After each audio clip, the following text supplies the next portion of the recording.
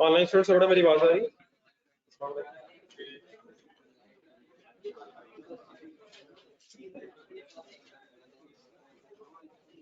हाँ, होमवर्क में कौन सा क्वेश्चन दिया था सर? चेक करवा दें जरा, रजिस्टर खोले, मैं आ रहा हूँ। रजिस्टर खोल ले, मेरे जरा चेक करवा दें यार।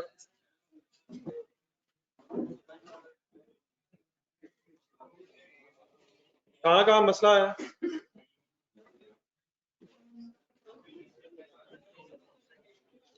Any confusion in any adjustment?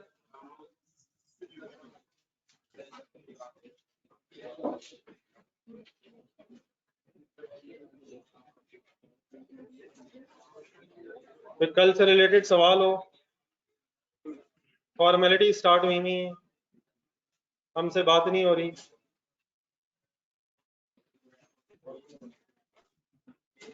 Time ही नहीं मिला। कहाँ इतना टाइम होता है? वाकई नहीं मिला, मतलब वाकई नहीं मिला। नहीं, मुझे, मैं अपनी बात कर रहा हूँ, आप क्यों महसूस कर रहे हैं?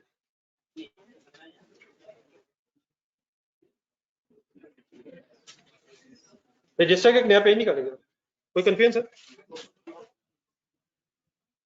चले सर, वैसे एक छोटी सी चीज और पता होनी चाहिए इससे पहले कि हम अपनी मेन डिस्कशन पे चले। रजिस्टर का एक नया पेज निकालें।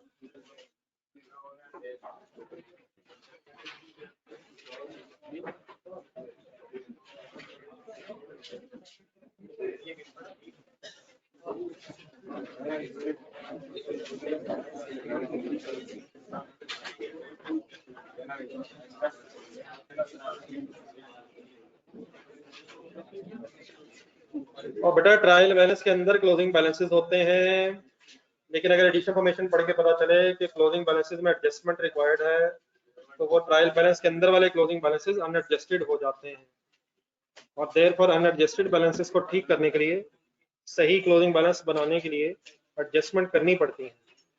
तो अलाउंस ट्रायल में है, लेकिन वो एडिशन फॉर्मेशन पढ़ के पता चला है कि सही फिगर नहीं है, फाइनल नहीं, इसलिए बेटा एडजस्टमेंट करें। ठीक है, प्लीज अलाउंस। हेडिंग लिखेगा sir, day books. Day books पास कर दो यार, क्या हो गया?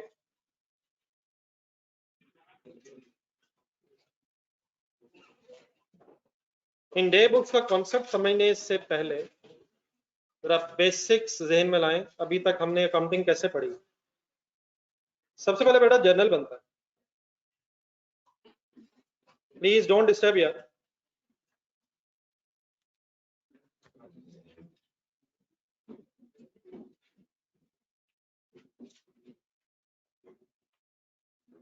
सबसे पहले जर्नल बनाया जाता है। कैसे? अकाउंटिंग हेड्स का कॉलम बनाया जाता है, डेट बल्कि लिखी जाती है, date accounting heads, debit credit column. हर ट्रांजैक्शन को डेबिट क्रेडिट फॉर्म में लिखा जाता है। जर्नल बन जाए तो क्या बनाया जाता है? लेजर्स में पोस्टिंग हो जाए, बैलेंसिंग हो जाए, और डेबिट क्रेडिट बैलेंसेस आ जाएं, तो ट्रायल बैलेंस बन जाता है। ट्रायल बैलेंस बन जाए तो दो statement, statement of profit and loss and statement of financial position बन जाती है। यहां तक लिखना था दोबारा।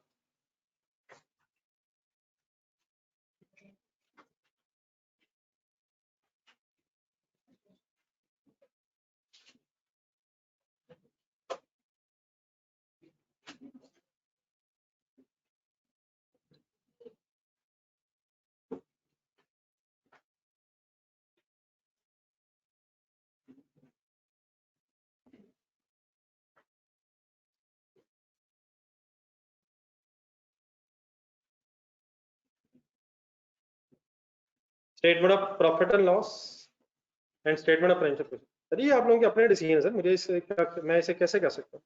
हर बंदे को पता है कि उसकी अपनी क्या तैयारी है F1 की ऑलरेडी। तो ये आपका अपना डिसीजन है कि आपने क्लास लेनी है, कितनी लेनी है, कौन से टॉपिक्स लेने हैं।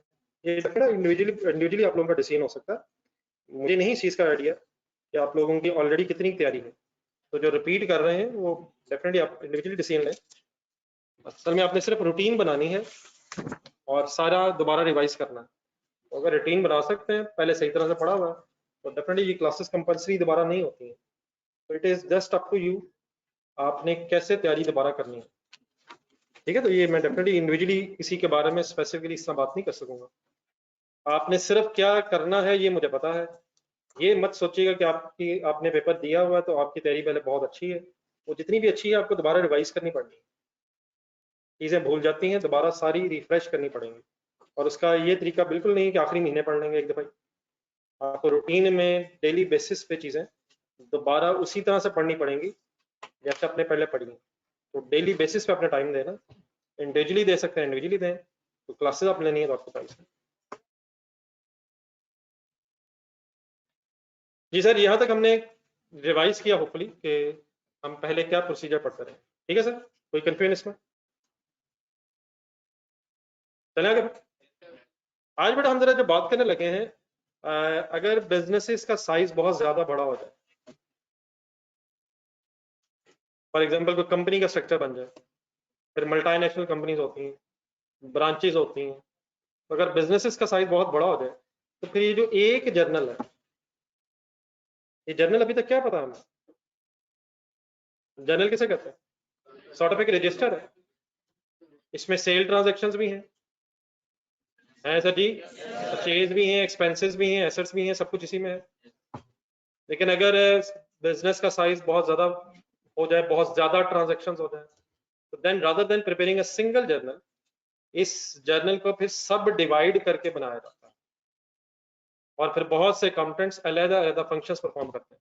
कुछ अकाउंटेंट्स का काम सिर्फ ये रह जाता है कि वो क्रेडिट सेल्स रिकॉर्ड करें।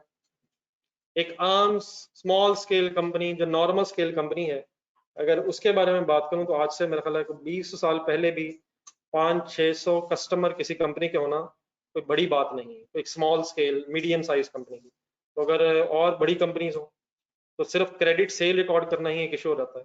फिर हर कस्टमर से कितने कितने पैसे लेने हैं, ठीक है, इसका भी रिकॉर्ड रखना है। किसने पैसे दे दिए, किसको रिटर्न हुई हैं, किसको डिस्काउंट अलाउ हुई है, पैनी किससे कैश मिला है, किससे चेक मिला है, किसकी कॉन्ट्रा एंट्री होनी है। कॉन्ट्रा एंट्री याद है? तो ये हिसाब किताब रखना ही एक अलग इशू बन जाता है। और इसी तरह फिर क्रेडिट परचेज अगर होगी, तो rather than preparing a single journal और उसमें सारी ट्रांजेक्शन इकट्ठी रिकॉर्ड करने की बजाय, फिर क्या होता है, जर्नल एक बनाने की बजाय, नेक्स्ट हेडिंग लिखें, सब डिवीजन ऑफ जर्नल हो जाता है। Sub division of journal.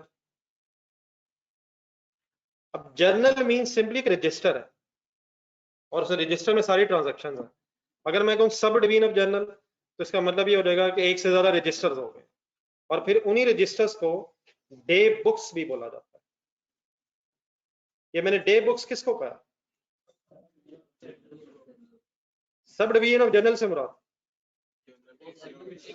अलग अलग रजिस्टर। मसलन इसकी कोई 6 पॉइंट्स हैं। नंबर 1, सबसे पहले एक जर्नल बनेगा सेल्स डे बुक के नाम से,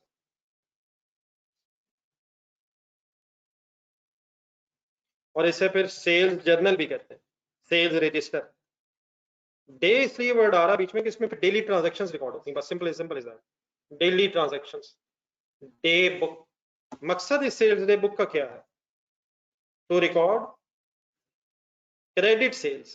कैश सेल्स का भी मैं बताता हूँ अलग है। इसका मकसद सिर्फ क्या है? To record credit sales.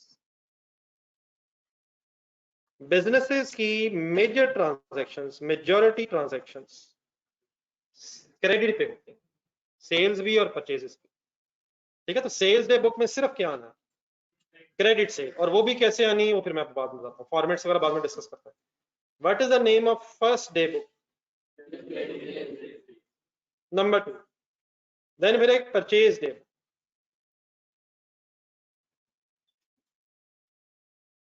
Purchase day book also called as purchase journal. What is the function of this book? To record only credit purchase.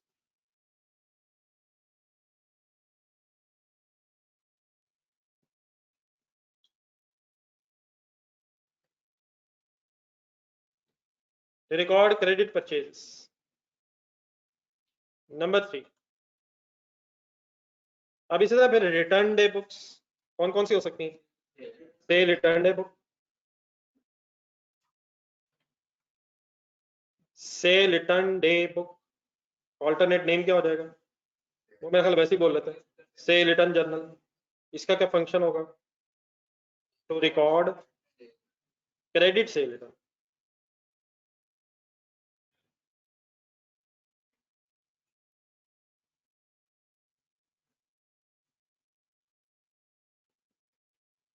Number 4 कौन सी बुक हो सकती है? Purchase return day book.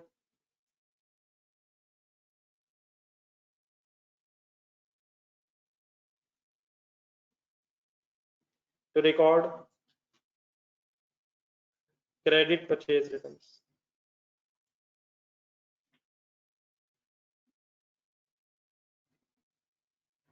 ये बड़ा ऑनलाइन स्टूडेंट्स को follow करें बात यहाँ तक।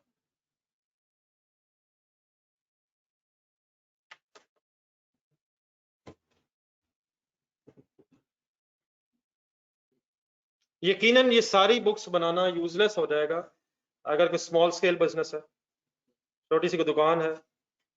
डेफिनेटली जितने के रजिस्टर आ जाएंगे उतना शायद वैसे ही खर्चा होता है, लेकिन अगर ऑर्गेनाइजेशन के साइज बड़े हो जाए, ब्रांचेस पूरे पाकिस्तान में फैली बाहर निकल जाए, मल्टीनेशनल कंपनीज हो जाए, देन मैं फिर रजिस्टर से बोल रहा हूँ। आजकल ऑनलाइन जमाना है, जिससे एक्सेल की शीट है, इससे सॉफ्टवेयर होते हैं, ठीक है। जो बुक्स मीन्स फिजिकल बुक्स भी हो सकती हैं और फाइल्स भी हो सकती हैं, ठीक है, इलेक्ट्रॉनिक रिकॉर्ड्स भी हो सकते हैं। मकसद क्लियर होना चाहिए, क्या बात हो रही है, समझ आ रही है कुछ मेरी? क्या बात हो रही है सर? किसको सब डिवाइड किया जा रहा है? एक रजिस्टर को बहुत से रजिस्टर्स में डिवाइड किया जा रहा है। कितने हो गए हैं? जल्दी देखिए किंतु। नंबर 1 2 3 4 नाम बोल दो।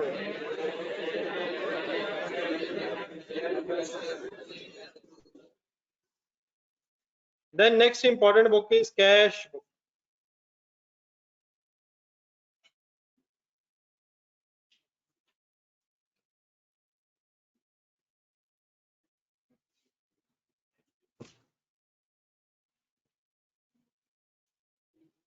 कैश बुक भी खास तौर पे ब्रैकेट में लिखें, 3 column cash book, 3 column cash book. बिल्कुल परेशान नहीं होना। अब जो भी चीज आएगी यहाँ से ऑनवर्ड्स आपको लिए नई जरूर होगी, लेकिन अगर आपने कंसंट्रेट किया और उसी डेबिट क्रेडिट की बाउंड्री के अंदर अंदर रहे तो इंशाल्लाह कोई इशू वाली बात नहीं। क्या वर्ड्स लिखे हैं मैंने? Cash book. और कौन सी कैश बुक? मतलब इसका ये है कि जरा 1 मिनट पहले अब लिखिएगा नहीं,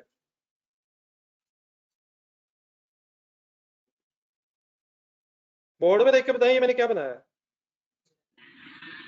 सर मैंने बना तो लेने में किस चीज का लेजर बना दिया मैंने? आपको पता है कैश अगर आएगा तो उसने डेबिट ही होना है, और अगर जाएगा तो क्या मैं कह सकता हूँ debit side of cash ledger is receipt side of cash? Receipt कैसा लग रहा है? रिसीट कैश आ रहा है, पेमेंट तो डेबिट साइड रिसीट साइड है, और क्रेडिट साइड कैश आ रहा है डेबिट हो रहा है, जा रहा है तो क्रेडिट हो रहा है। ये क्या है आपके सामने? कैश का लेजर। ये क्या आपके सामने? एक और लेजर। किसका लेजर? बैंक का लेजर। बैंक डेबिट कब होगा? जब आएगा। कौन आएगा? जब बैंक में पैसे आएंगे तो बैंक डेबिट हो जाएगा। हमेशा हमेशा सर। बैंक वालों ने तो कहा क्रेडिट हो जाएगा, तो बैंक वालों ने कहा हमारा एसेट बढ़ जाएगा। बैंक में अगर बैलेंस आ रहा है तो आपका बैंक बैलेंस मतलब एसेट बढ़ जाएगा, हमारा एसेट बढ़ जाएगा, उनको छोड़ो, तो डेबिट हो जाएगा। क्रेडिट कब होगा? बैंक जब बैंक से पैसे निकलवाएंगे या बाय चेक किसी को पेमेंट करेंगे। फर्स्ट करें क्रेडिटर्स को पेमेंट किया बाय चेक, एंट्री बोला।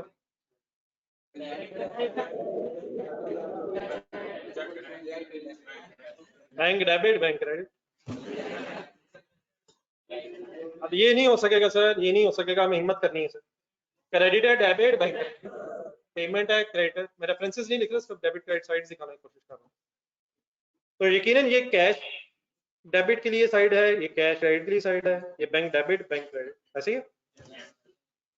लेकिन समटाइम्स क्या किया जाता है, एक कंबाइंड टीम में, एक कंबाइंड टीम में डेबिट और क्रेडिट साइड पे दो दो कॉलम बन जाते हैं, rather than preparing a separate laser of cash and bank under a separate team. एक कंबाइंड टीम में डेबिट और क्रेडिट साइड्स पे दो दो कॉलम बना दिए। ये कितनी टी है, इसमें कितनी साइडें, चार हैं, और चार नहीं है साइडें, इसमें साइडें कितनी है, कैसे, ऐसे डेबिट साइड है क्रेडिट साइड है। नया काम क्या किया मैंने, डेबिट और क्रेडिट साइड पे दो कॉलम्स हो, ठीक है, दोनों साइड्स पे एक कॉलम कैश के लिए होगा, एक एक कॉलम कैश के लिए होगा, और दोनों साइड्स पे एक एक कॉलम बैंक की ट्रांजैक्शंस के लिए होगा। सर एक मिनट सर, ट्रांसफर इस टी का कंबाइंड नाम हो जाता है कैश बुक। लेकिन इस कैश बुक में कितने कॉलम, मेन दो ही कॉलम है यार, इसे परेशान भी ना हो। Cash book cash column on both sides, and दूसरा बोले cash book bank column on both sides. अब अगर कैश आएगा तो कहां लिखेंगे सर, कैश के कॉलम में डेबिट साइड। अगर बाय चेक पैसे आएंगे, बैंक के कॉलम में डेबिट साइड, लेफ्ट साइड पे।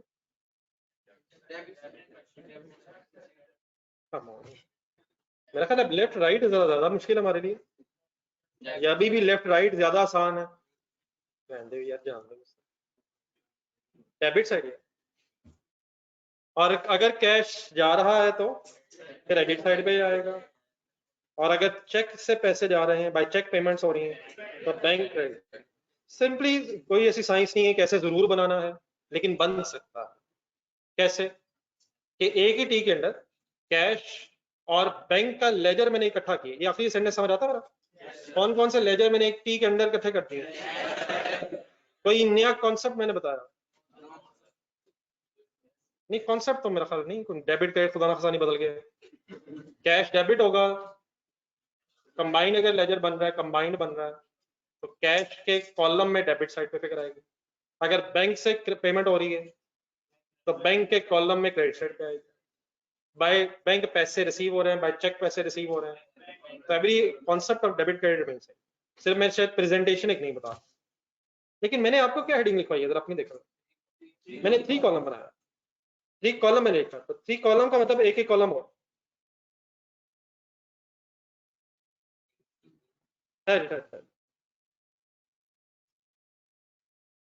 एक्स्ट्रा इंफॉर्मेशन ऑफ डिस्काउंट भी अगर हम इसी में से लेना चाहें, तो अब इसमें डेबिट और क्रेडिट साइड पे कितने कितने कॉलम हो गए, 3 डेबिट साइड पे अभी डिस्काउंट्स के लिए, तो इंशाल्लाह मैं अभी एंट्रीज अभी आपके सामने सिचुएशन रखता हूँ सारी, लेकिन डेबिट साइड पे आप बताएं कौन सी डिस्काउंट होगी, डिस्काउंट अलाउड या रिसीव्ड, डिस्काउंट अलाउड का कॉलम हो जाएगा डेबिट साइड पे, और डिस्काउंट रिसीव्ड का कॉलम हो जाएगा क्रेडिट साइड। तो 3 कॉलम कैश बुक में कितने कॉलम होते हैं, 3 कॉलम होते हैं डेबिट और क्रेडिट साइड पे। 2 कॉलम किस किस के लिए, कैश और बैंक के लिए, और एक additional column on both side for discounts. Debit side पे समझ आता है, डेबिट साइड पे, डेबिट साइड पे डिस्काउंट अलाउड किया, फिर डिस्काउंट अलाउड डेबिट होती है, बाद में सेल से लेस होती है, जज्बाती भी नहीं होने देना, डिस्काउंट अलाउड डेबिट या क्रेडिट, इसीलिए तो सेल से लेस होती है, वो तो बाद में प्रेजेंटेशन है। कभी आपने ट्रायल बैलेंस में डिस्काउंट देखी है, तो सर जी कभी देखिए सर, सर कभी इस कॉलम में देखिए डेबिट, और डिस्काउंट रिसीव्ड अगर हो तो क्रेडिट कॉलम, तो मैंने उसी तरह लिखा। तब इससे यूटिलिटी क्या होगी, इसका फायदा क्या होगा, वो इंशाल्लाह मैं समझाता हूँ। आप लोगों ने सीधा हेडिंग लिखी हुई है 3 कॉलम कैश बुक। अगर आप इंडिविजुअली लेजर बनाना चाहें जो ऊपर मैंने बनाया तो बना सकते हैं डेफिनेटली, लेकिन फाइनली ये वाले कॉलम अपने सामने रखो। और काइंडली मैंने स्पेस रखी हुई है, 1 मिनट जरा इधर देखिएगा। ये जो मैंने इस तरह से बनाई, इसके रेफरेंसेस के लिए जगह है अभी। ट्रांजैक्शन अगर होंगी तो रेफरेंसेस लिखने हैं, इधर भी जगह है और इधर भी है सर। तो काइंडली इसी तरह बनाएगा जिस तरह मैंने बनाया, लेकिन इस तरह नहीं बनाना है जो मैंने ये बनाया, और साफ सुथरा रख, खुला सा।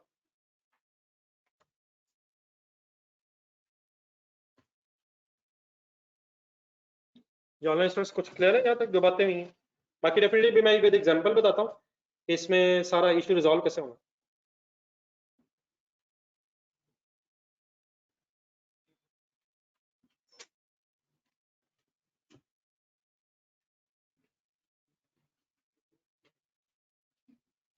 बेटा जब भी डिस्काउंट अलाउ करते हैं तो डिस्काउंट अलाउड डेबिट होती है, डिस्काउंट अलाउड डेबिट फिगर।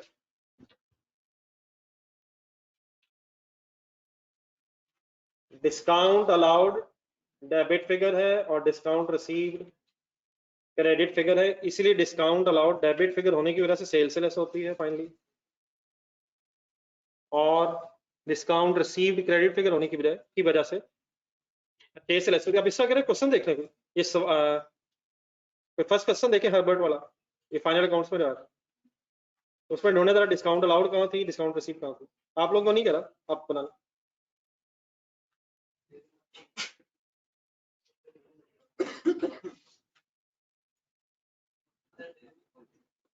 क्यों नहीं लिखा?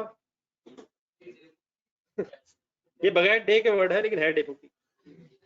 जब मैं डे लिख रहा तो उसमें मुझे घूर रहे थे ये डे क्यों आ रहा है। अब मैंने डे नहीं लिखा तो अब कह रहे क्यों नहीं है।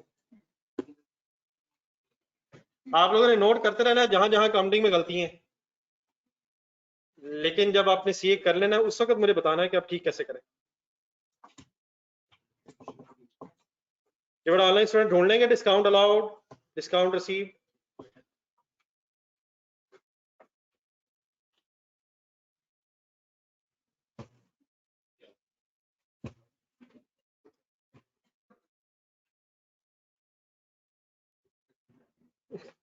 आइडियल वक्त है सर।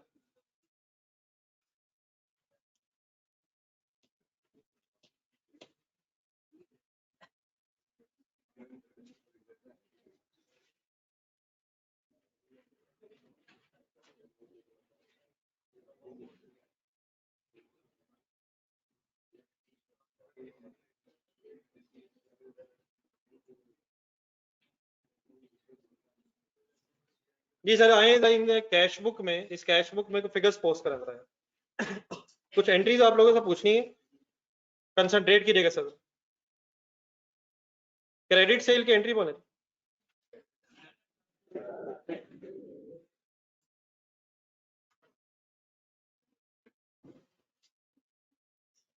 ये बड़ा डिस्काउंट अलाउड डला था उसने, फिर सेल में से लेस होना, डिस्काउंट रिसीव डला था उससे परचेज से लेस होना, तो उसका एक अलग रिकॉर्ड है, उसका एक अलग रिकॉर्ड है।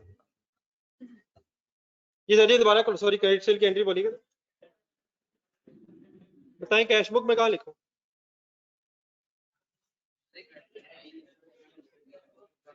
बताएं क्रेडिट सेल की ट्रांजैक्शन कैश बुक में कहाँ लिखूं। तो मैंने तो कहा था सारा कुछ इसी में आना, ऐसी कोई बात नहीं। फर्ज करें कंसंट्रेट, आपने किसी कस्टमर से 50,000 लेने थे, कितने लेने थे सर, और उससे डिसाइड ये हुआ है कि 48,000 बाय चेक पैसे देगा और 2,000 आप उसे टाइम पे पैसे दे देने की वजह से डिस्काउंट अलाउ कर देंगे। फिगर्स रिपीट कर दे मैंने क्या बोली, पैसे लेने कितने, 50,000, डिसाइड क्या हुआ है 48,000 बाय चेक वो पेमेंट करेगा और 2,000 डिस्काउंट हम अलाउ करेंगे या वो अलाउ कर देगा, वो रिसीव करेगा उसकी बात नहीं हो रही, हम अलाउ कर देंगे। बताएं इस ट्रांजेक्शन की काउंटिंग एंट्री क्या करें।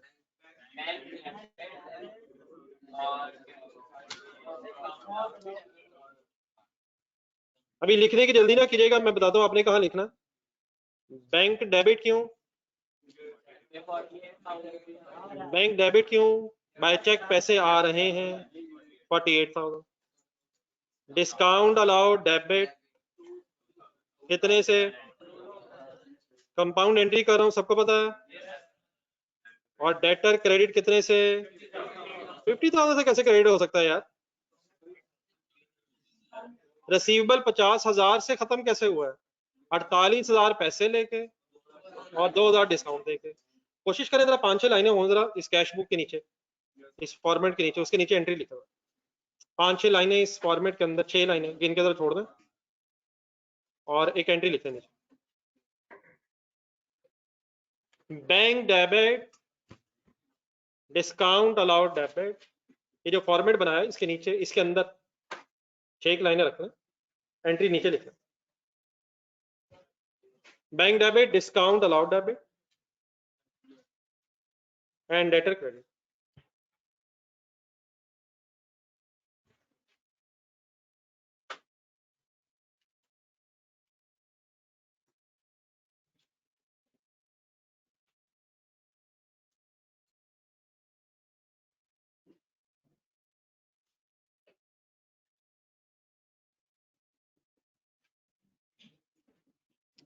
जी सर, एंट्री लिख ली सर। अपनी एंट्री देखें और बताएं कैश बुक में कहीं लिखूं, आराम आराम से एक एक करके। बैंक कितना, 48,000 बैंक के कॉलम में अमाउंट आ गया। डेबिट में या क्रेडिट में, डेबिट में क्यों, बैंक डेबिट हुआ। रेफरेंस के तौर पे क्या है, रेफरेंस क्या आएगा सर, रेफरेंस आएगा डेटर।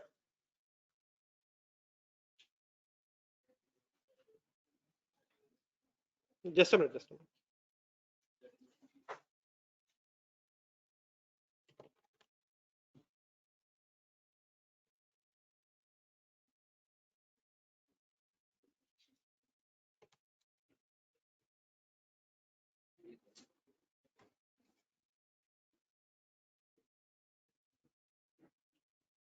बैंक डेबिट क्यों सर,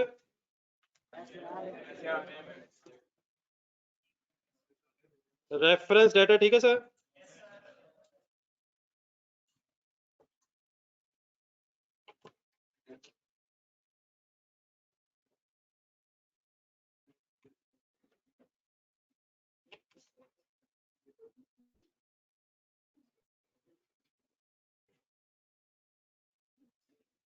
ठीक है सर, और ठीक है सर।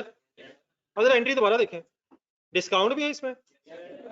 अगर बेटा उसको भी हम इस कॉलम में लिख लें तो सही है। इससे फायदा क्या हुआ, नहीं इससे अच्छा क्या हुआ, इससे पता क्या चला, कंसंट्रेट कंसंट्रेट। 48,000 का चेक आया और 2,000 हमने नहीं लिया है, 50 टोटल लेना था। पूरी इंफॉर्मेशन सामने आ गई, कितने लेने थे, कितने बाय चेक मिल गए और कितने नहीं आए क्योंकि डिस्काउंट अलाउड है। तो यहाँ एक एक्स्ट्रा कॉलम बना लेने का मकसद सिर्फ ये है कि जिस जिस अमाउंट के अगेंस्ट हमने डिस्काउंट अलाउ की होगी उसकी इंफॉर्मेशन भी यहाँ रिकॉर्ड हो जाएगी। ठीक है सर, और ये पता चल जाएगा कि टोटल पैसे इस ट्रांजेक्शन में बनते कितने थे, 50,000। क्लियर होगी बात मेरी, एनी कंफ्यूजन। तो कोई ऐसी चीज नहीं जिसका आपको पता नहीं है, शायद एक सिर्फ फॉर्मेट नया हुआ। अगली एंट्री वैसी सोचो, कैश सेल हुई है, कैश डेबिट सेल क्रेडिट। क्या कैश सेल फर्स्ट बुक देखें, सेल डे बुक में जानी है, वहां सिर्फ कौन सी सेल जानी है, तो कैश डेबिट सेल क्रेडिट की एंट्री जरा दोबारा बोलें, क्या इस कैश बुक में कहीं आएगी सर, किस तरफ या लेट्स अज्यूम 90,000 की कैश सेल है, कैश के कॉलम में क्यों लिखा मैंने, अगर बाय चेक पैसे मिल रहे होते रेफरेंस के तौर पे क्या आ जाएगा, सेल। डिस्काउंट कब आएगी, अगर अलाउ की होगी, क्या जरूरी है ट्रांजैक्शन पे अलाउ की हो, नहीं की तो नहीं। ठीक है सर, ठीक है सर। नीचे जहाँ आप एंट्रीज लिख रहे थे एक क्रेडिटर्स के एंगल से एंट्री लिखे। क्रेडिटर कौन होता है?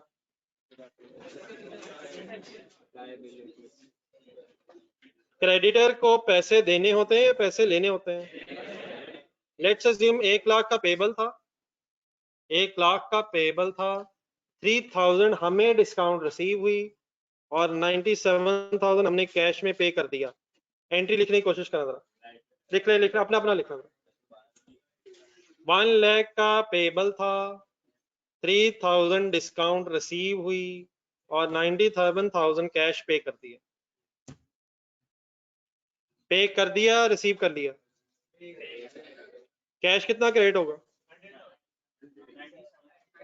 कैश कितना क्रेडिट होगा? 97,000 का कैश देके लाइबिलिटी कितने से कम हो जाएगी? 1 लाख लाइबिलिटी कैसे कम हो सकती है? 3000 की डिस्काउंट रिसीव डेबिट हो जाएगी, क्रेडिट हो जाएगी? डिस्काउंट रिसीव क्रेडिट क्यों हो रही है? डिस्काउंट रिसीव क्रेडिट क्यों हो रही है? सही है, सही है, सोचा कुछ ना पता आपको। डिस्काउंट क्योंकि क्रेडिट साइड में आ रही है। सुभान अल्लाह। वो भी ठीक है, आहिस्ता आहिस्ता आहिस्ता आहिस्ता। क्या कोई फायदा हुआ हमें? क्या अच्छा लगा है? इनकम सॉर्ट ऑफ चीज है, लेकिन परचेजेस कम कर देगी। डिस्काउंट अलाउड किस तरह की चीज है? डेबिट, डेबिट डिस्काउंट अलाउड भी इनकम ही है। कहानी मुका दे। वही होगी जो मैंने सवाल पहले किया था, उसी का जवाब होना चाहिए इस वक्त भी। डिस्काउंट अलाउड क्या चीज है? एक्सपेंस टाइप चीज है, लेकिन कहां से लेस कर देते हैं? इनकम से, इनकम से, सेल इनकम से। Any confusion? ये सही है entry please? What is the double entry of this payment to supplier? पूरी बोल दे। Credit, debit, discount, receive, credit, cash, credit. Entry देख के जरा मुझे पोस्टिंग करवाएं कैश बुक में, कहाँ कहाँ क्या आना चाहिए। रेफरेंस क्रेडिटर आ जाएगा, क्रेडिट साइड पे कैश के लेजर में, कैश के कॉलम में 97,000 आ जाएगा, और अगर डिस्काउंट रिसीव हुई है, डिस्काउंट रिसीव के कॉलम में आ जाएगा। कोई confusion? So what is the only objective of preparing these 3 columns in a single T? Summary सी इकट्ठी आ जाए, rather than अलग-अलग ledgers में लिखे हम। एक combined ledger बनाने का मकसद ये है कि कैश, बैंक और डिस्काउंट्स की ट्रांजैक्शंस कंबाइंड नजर आना शुरू हो जाए। फॉर एग्जांपल कुछ सैलरी एक्सपेंस की पेमेंट हुई है, एंट्री बताएं। Salary expense debit, cash credit. Salary expense reference आ जाएगा, सपोज 20,000 की सैलरी है। कोई मशीनरी खरीदी है, चेक एंट्री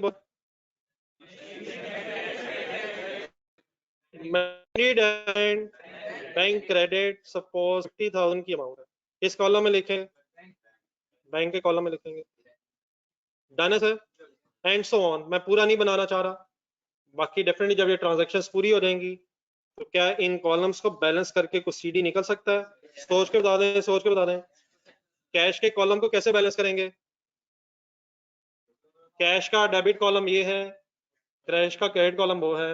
वैसे ही बैलेंस करेंगे जैसे करते हैं। कैसे करते हैं?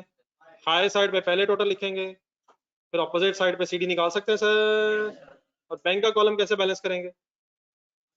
एक डेबिट कॉलम है, क्रेडिट कॉलम है, तो every all aspects of the story same.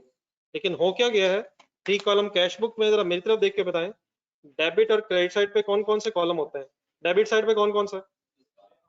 Discount allowed, cash and bank. Credit side पे तो यहाँ तक कितनी बुक्स हो गई? कौन कौन सी हो गई? कौन कौन सी हो गई? और नंबर 6 लिखें, जहां भी आप हैं वहां नंबर 6 लिखें। Final name of the day books is, day books में final register is general, journal, आम रजिस्टर, जर्नल, आम, जर्नल, जर्नल जैसे रजिस्टर, आम रजिस्टर, जर्नल, जर्नल, जनरल। मैं जरा पंजाबी में इंग्लिश बोलना चाह रहा हूँ, आप डेफिनेटली अपने एक्सीलेंट एक्सेंट जरा बोल दें ये क्या है। ये वो रजिस्टर है जो उन ट्रांजैक्शंस को रिकॉर्ड करने के लिए यूज होता है जो ट्रांजैक्शंस कहीं नहीं अगर आ रही, कहाँ नहीं आ रही, ऊपर वाले 5 में अगर नहीं आई तो फिर फाइनली किस रजिस्टर में आई जाएंगी। तो उसकी एग्जांपल्स क्या है वो मैं बताता हूँ, पहले ये सेंटेंस लिख लें। Is used to record all other transactions. Sales day book में सिर्फ क्या आना है, credit sales. Purchase day book में credit purchase, purchase return day book में credit purchase return, sale return day book में, कैश बुक में नहीं, कैश बुक में, कैश बुक में कैश की ट्रांजैक्शंस, बैंक की ट्रांजैक्शन, डिस्काउंट्स की ट्रांजैक्शन। क्या उसके अलावा बचेंगी भी कोई? फॉर एग्जांपल लिख के ब्रैकेट में डेप्रिसिएशन की एंट्री बोला, डेप्रिसिएशन सेल डे बुक में आएगी, परचेज डे बुक में आएगी, purchase return sale return day book cash book में, जर्नल में आएगी। बैड डेट्स की एंट्री बोला, कहाँ नहीं आएगी, कहाँ आ जाएगी, कहाँ नहीं आएगी, कहाँ मतलब जान छुड़ा ली। कॉन्ट्रा एंट्री बोला, credit debit debtor credit, credit sale नहीं है, क्रेडिट परचेज नहीं है, रिटर्न्स नहीं है, कैश से कोई ताल्लुक नहीं है, डिस्काउंट्स नहीं है। तो एवरी अदर ट्रांजैक्शन जो इन 5 बुक्स में कहीं नहीं आ रही वो कहाँ आ जाएंगी, एक्सेट्रा लगा लें, एंड सो ऑन।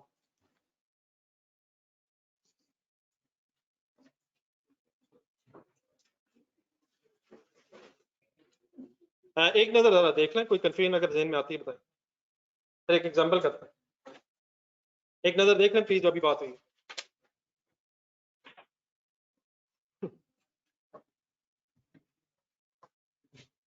एक नजर घड़ी देख लें।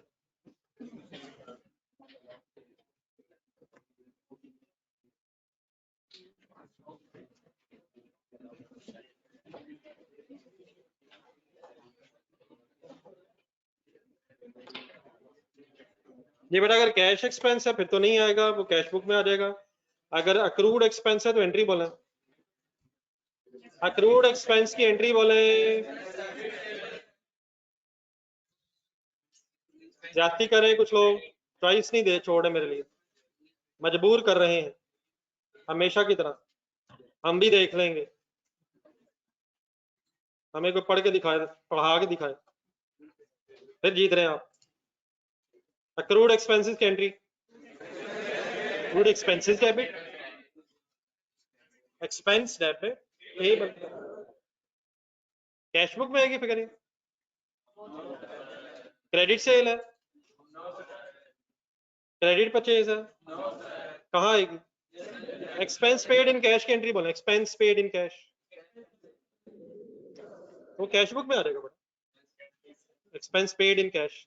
लेकिन अक्रूड एक्सपेंस, लेकिन उसको ज्यादा टेक्निकल बनाने की जरूरत नहीं है, ऐसे सिंपली क्या मैंने कहा, जनरल जनरल जो कहीं नहीं आएंगी वो इंशाल्लाह यहाँ आएंगी। तो अभी ये जरूरत नहीं है कि कितनी की चीजें यहाँ आएंगी, एक्सेट्रा लिख लिया हमने, इंशाल्लाह game on.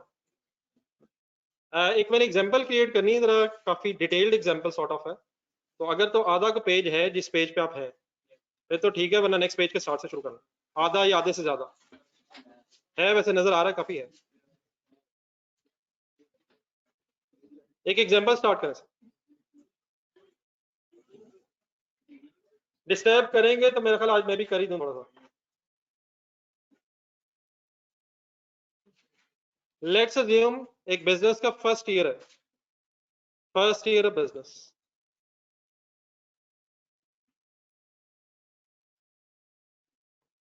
Ji online students थोड़ा साथ।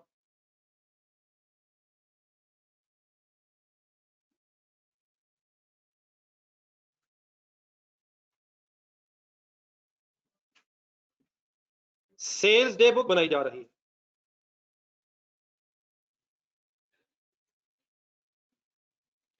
फर्स्ट ईयर ऑफ बिजनेस है, इस ईयर में कुछ क्रेडिट सेल्स हो रही हैं, उसके लिए कौन सी बुक बनाना शुरू कर दी हमने, सेल्स डे बुक।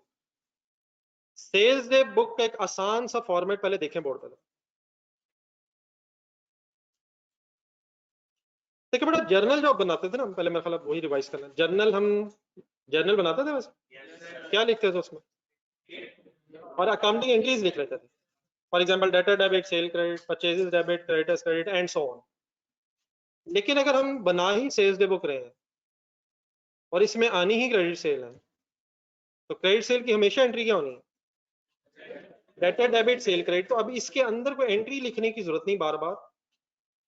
जो भी ये साहब बना रहे होंगे, पहली बात तो वो अकाउंटेंट होंगे, और अगर वो अकाउंटेंट नहीं भी होंगे तो उन्होंने सिर्फ कौन सी एंट्री याद करनी है? Debtor debit cell credit.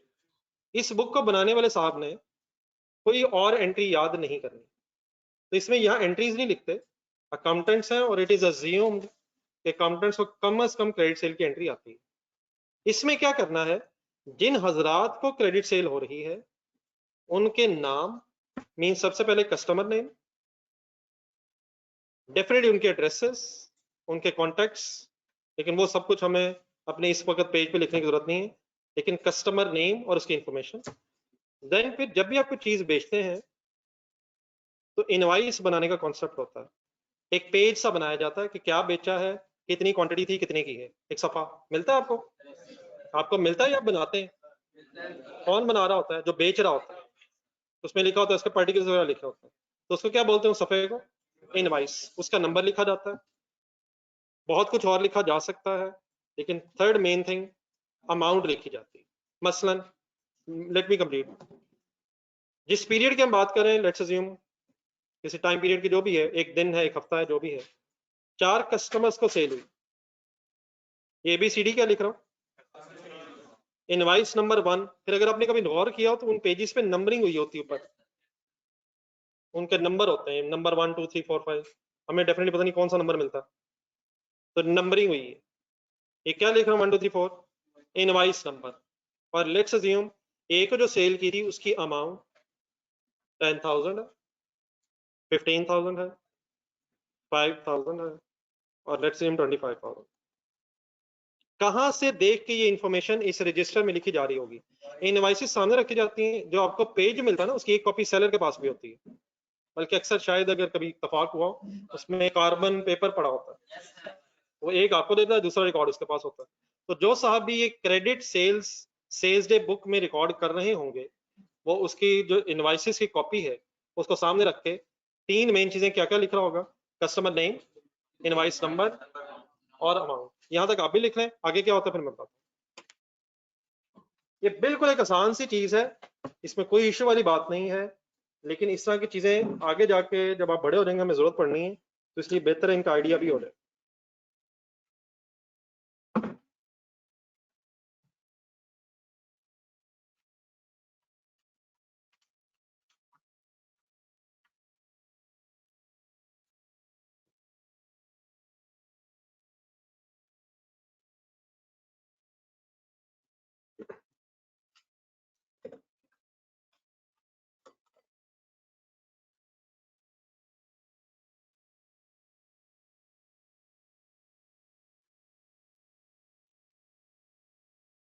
ये आपके सामने क्या बनाया गया है?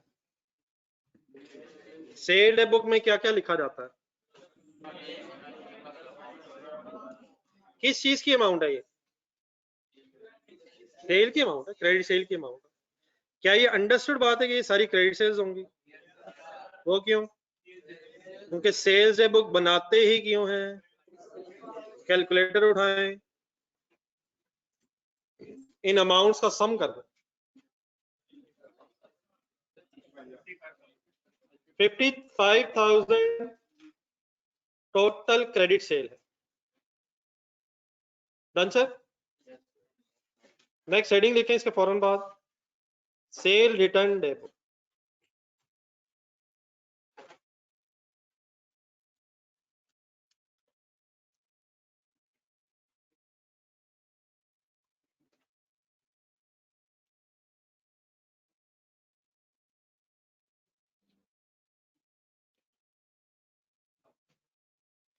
सेल रिटर्न डे बुक किस मकसद के लिए होती है? अगर क्रेडिट से रिटर्न्स हो रहे हैं तो उसे इसमें रिकॉर्ड किया जाता है। बात मेरी पूरी सुन ले पहले तो। इसका फॉर्मेट इस तरह से, इसमें भी कस्टमर नेम, देन उसके बाद डरना नहीं, रिलैक्स रहना बिल्कुल, क्रेडिट नोट नंबर लिखा जाता है। ये क्या होता है मैं बताता हूँ एक मिनट। और देन फिर उस क्रेडिट नोट नंबर की अमाउंट लिखी जाती है। ये जो ऊपर वर्ड आया था जरा, जहाँ सेल्स की बात हुई है उसके सामने मैंने वर्ड लिखा था इनवाइस। इनवाइस इस चीज का एविडेंस होता है कि चीजें सेल हो गई हैं। सेल की तरह डबल एंट्री बोला क्रेडिट सेल की, डेटर डेबिट सेल क्रेडिट। अब सेल रिटर्न्स की तरह एंट्री बोला, cell return debit debtor credit. Comfortable है सर?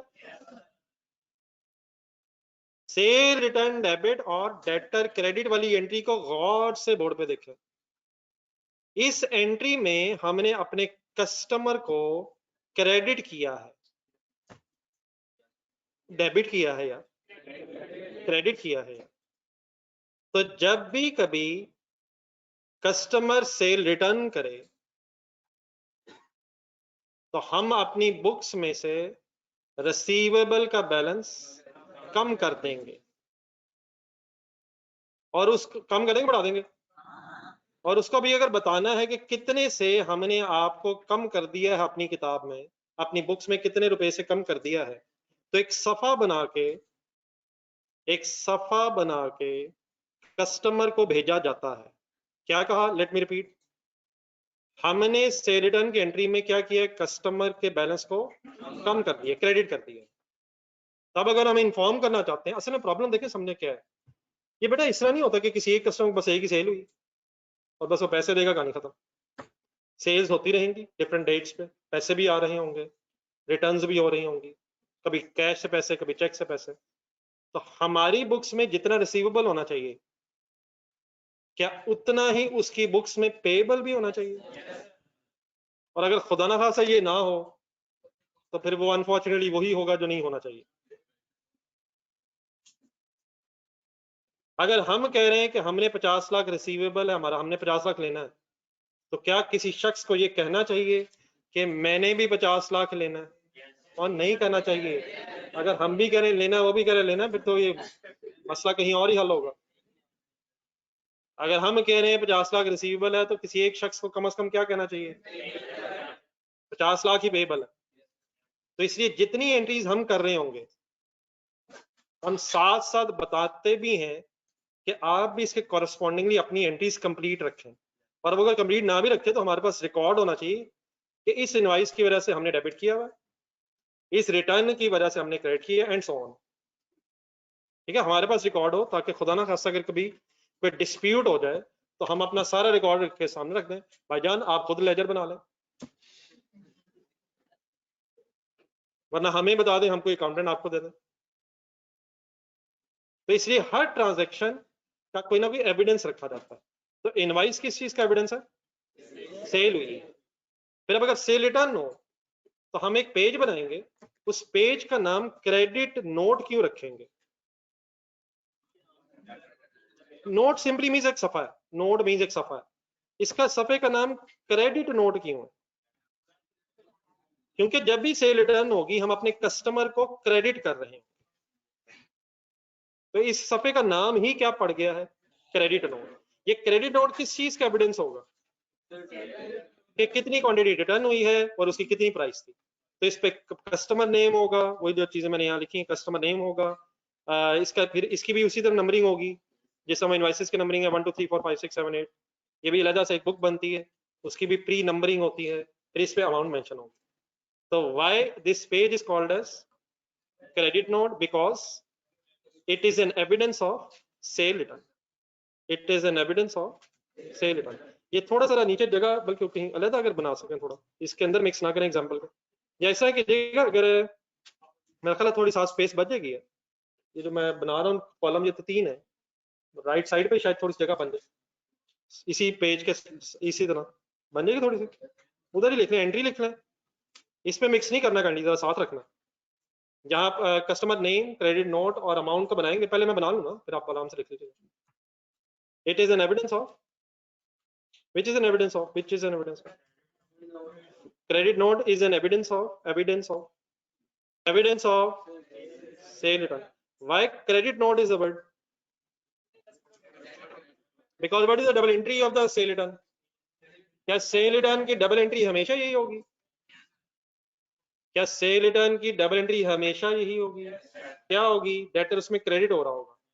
अब कस्टमर को अगर बताना है हमने कि हमने आपको अपनी बुक्स में क्रेडिट कर दिया, तो हम किस नाम से सफा बनाएंगे और ये सफा भिजवा देंगे उसे, वो इस सफे की बेस पे हमें क्रेडिट करेगा या डेबिट करेगा? हिम्मत हिम्मत हिम्मत। वो इस सफे की बेस पे फिर अपनी परचेज रिटर्न रिकॉर्ड करेगा या सेल रिटर्न? हिम्मत हिम्मत। हमारी सेल रिटर्न है तो उसकी परचेज रिटर्न की एंट्री हो जाए सर। जो पहले लफ्ज आ रही वो डेबिट हो गया सर। वो क्रेडिट है डेबिट अपना कर रहा होगा और परचेज रिटर्न क्रेडिट, वो हमें क्रेडिटर कह रहा होगा, वो हमें क्रेडिटर कह रहा होगा।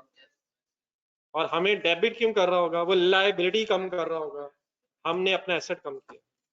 क्या हमें इतना अकाउंटेंट बनना है? कब से? अभी से हिम्मत शुरू कर दे sir. Let me complete my story. मैं जरा पूरी फिगर्स लिख दूं, फिर आप उसके राइट साइड पे बना लीजिएगा। लेट्स अज्यूम कौन कौन से पर्सन्स को सेल हुई थी। सर मैं इधर खड़ा हूँ, आवाज यहाँ से आ रही है सर, आवाज यहाँ से आ रही मुसलसल। भाई बोलने की कोशिश कर रहा है, मैं उसकी आवाज को दबा देता हूँ, इतना ऊंचा बोलता हूँ, आवाज यहाँ से। किस किस को सेल की थी सर?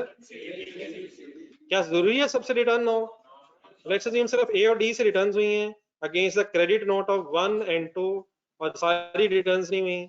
सपोज 2000 और 3000 है। यहां तक मैंने फिगर्स लिखनी है। टोटल कितना हो गया? 5000। ये भी लिखें और साथ कुछ ना कुछ क्रेडिट नोट का भी अपने पास मेंशन करें। नहीं, इनवाइस नंबर से इसका कोई लिंक नहीं है।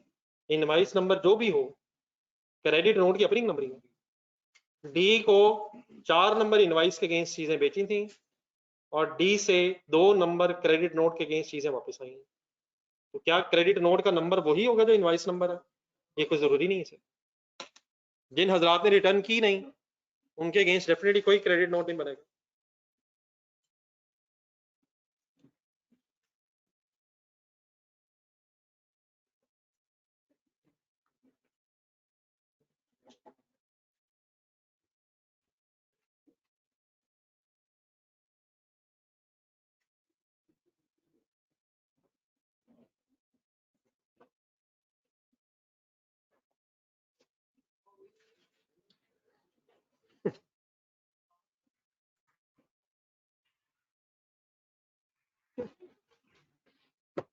हंसले हंसले सर, हंसले मेरे पे, तेज बढ़े आप। मेरे भाइयों, मेरी बात प्लीज समझने की कोशिश करें। मैं आपके दोस्तों के अगेंस्ट नहीं हूं। मैं यकीनन जैसा नजर आता हूं उससे ज्यादा जालिम हूं, लेकिन मैं इतना भी नहीं। अल्लाह करे आप हंसते मुस्कुराते रहें। लेकिन मेरे नजदीक ये जो गेम है ये कंसंट्रेशन डिमांड करती है। आपकी बातों का स्टॉक तो होपफुली खत्म हो जाता है, लेकिन क्या आप बात सही समझ के उठते हैं आप? ये एक डिबेटेबल इशू है। आपका ख्याल है ये हो जाएगा, वो रह जाएगा। मेरा ओपिनियन ये है ये रह जाएगा, वो होता रहेगा। बस फर्क ये है। मैं कहता हूँ रिवाइज करें, साथ वाले को देख के ठीक ठाक मुस्कुराहटों के अंबार लगते हैं। वंस अगेन बारह मैंने ऐसे ही पंगा लिया, आपको पता मेरी आदत का, तो इसको सीरियस लेने की जरूरत नहीं है। मतलब पिछले 1.5 महीने से लगा हूँ, तो अल्लाह का शुक्र है आपने कोई इस तरह की बातों को बॉदर नहीं किया आपने, और ऐसे जज्बाती नहीं होते ये। बस कुछ लोगों की ऐसी आदत होती है। असल माइक मिल गया ना मुझे, मसला ये है, मुझे पता मेरी आवाज जा रही है तो बस लगा हूँ, ना सोचता हूँ क्या बोल रहा हूँ, लगा हूँ बस। जी सर, ये लिख लिया सर, नोटेड है सर। पहले कौन सी बुक बना ली, फिर कौन सी बना ली? ये ऑनलाइन स्टूडेंट्स मेरा साथ मिल गए यहाँ तक? सॉरी मैंने मिटा के पूछा। ऑनलाइन स्टूडेंट्स ने लिख लिया था? इस वक्त आपके सामने जरा सेल्स की डिस्कशन करना है। यकीनन परचेज डे बुक भी होगी, परचेज रिटर्न डे बुक भी होगी, उसकी बहस मैं बाद में करता हूँ। पहले आ जाए जरा आप मेरे साथ एक कैश बुक बना। कैश बुक के कितने कॉलम दोनों साथ? बना लें, ज़हन में से सोच के बना लें।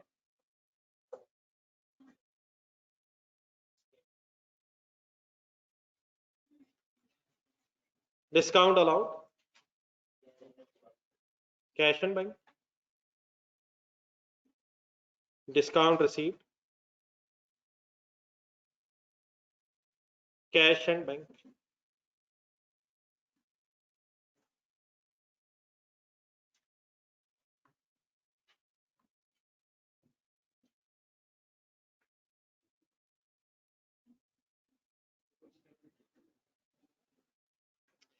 मैंने फर्स्ट ईयर बिजनेस लिखा एग्जाम्पल बनाते हुए, ताकि फिलहाल ब्रॉड डाउन का इशू ना आए।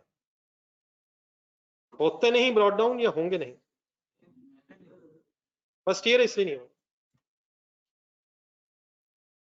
बस काइंडली फॉर्मेट बना के प्लीज रुकिएगा।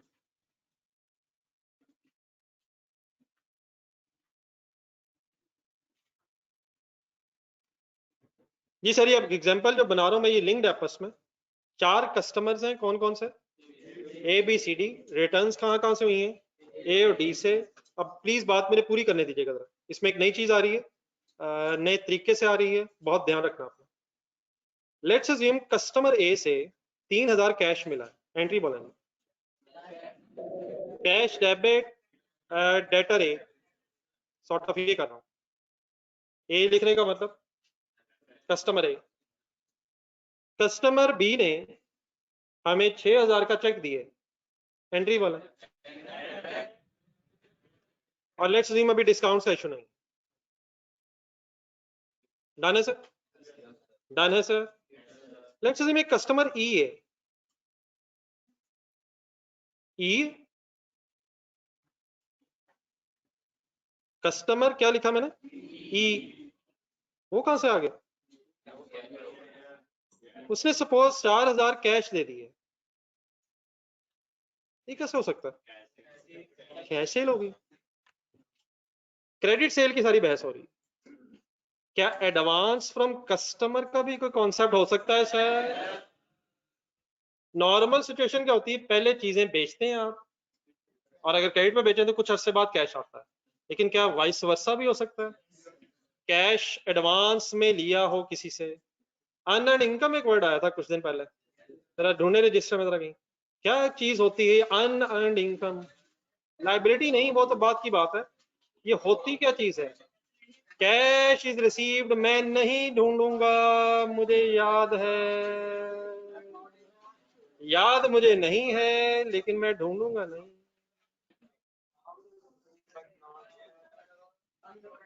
चार पॉइंट्स लिखे थे सर, अक्रूवल बेसिस इस जमाने में आई थी सर। उसमें 4th हेडिंग थी अनअर्न्ड इनकम। क्या चीज थी? पैसे आ गए हैं, कमाए नहीं है। इधर अगर रिलेट करें तो 4000 उसने दे दिया है, अभी हमने चीजें दी नहीं है, और दी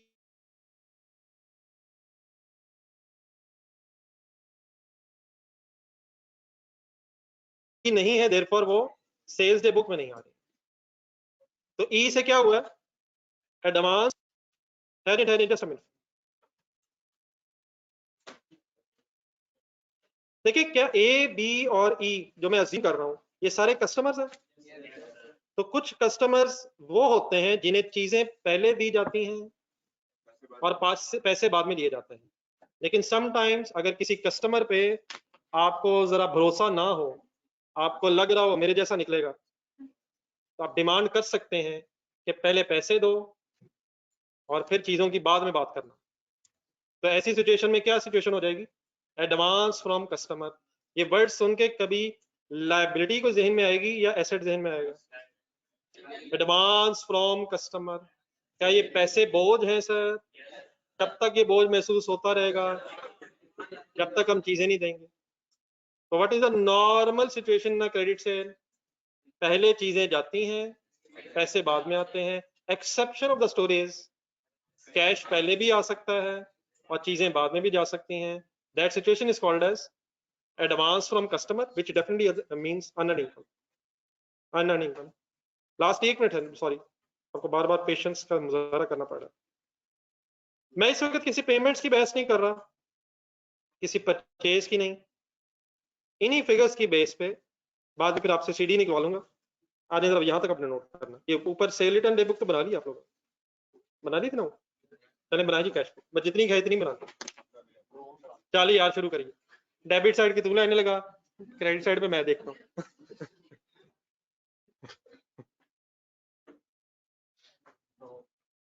stock advance from sir, advance from customers, ठीक है सर। सॉरी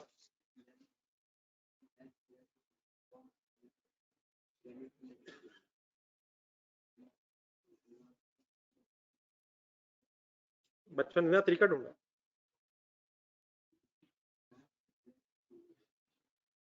डायरेक्शंस बदल देनी।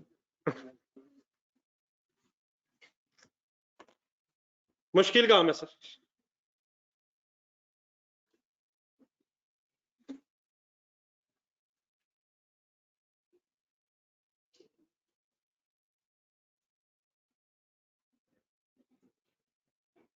अब मुझे समझ आएगी पीछे बैठ के पढ़ा क्यों अच्छा जाता है, पहली लाइन में बैठ के पढ़े नहीं जाता। काशिफ साहब बैठे हुए हैं लाइब्रेरी, माशाल्लाह। क्यों मेरे सामने क्या मोबाइल इस्तेमाल नहीं हो सकता जो लाइब्रेरी जाना पड़ा? अच्छा माशाल्लाह।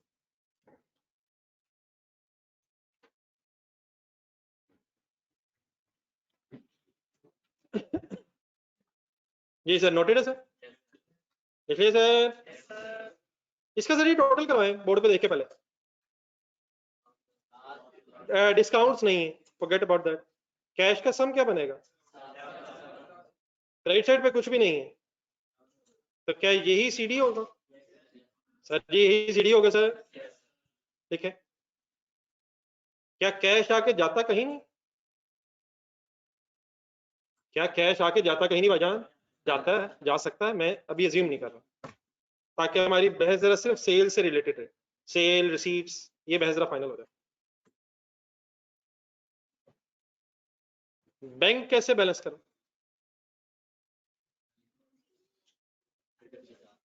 ये डेबिट बैलेंस आ रहा है, क्रेडिट बैलेंस आ रहा है? और क्रेडिट बैलेंस आ रहा है यार, क्या हो गया?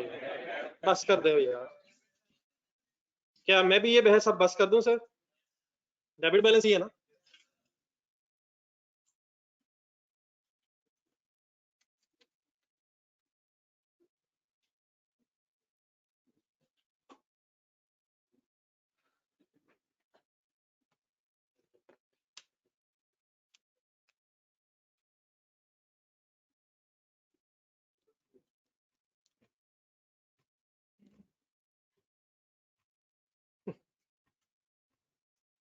एनी कंफ्यूजन, इफ एनी, मासूमाना कंफ्यूजन?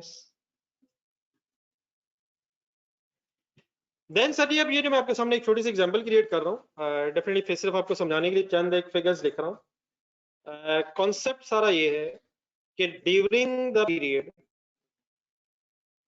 सेल्स डे बुक बनाने वाले साहब क्रेडिट सेल्स रिकॉर्ड करते रहेंगे, सेल रिटर्न डे बुक बनाने वाले, कैश बुक बनाने वाले अपना अपना काम करते रहेंगे। जब ये बुक्स बन जाएंगी तो देन ये बुक्स जो है जर्नल की सब डिविजन है, सबका पता है ये बात। इसके बाद लेजर्स की गेम स्टार्ट हो।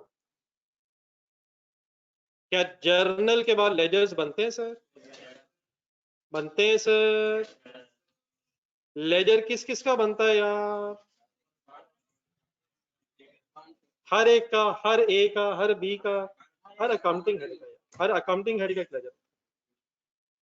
तो इस स्टोरी में, डे बुक्स की स्टोरी में तरीका ही होता है फुल कंसंट्रेट करना, बस छोटी सी एक नई चीज है और बड़े बड़े आराम से समझ आ जानी, रिलैक्स रहना था। सेल्स डे बुक देखें अपनी,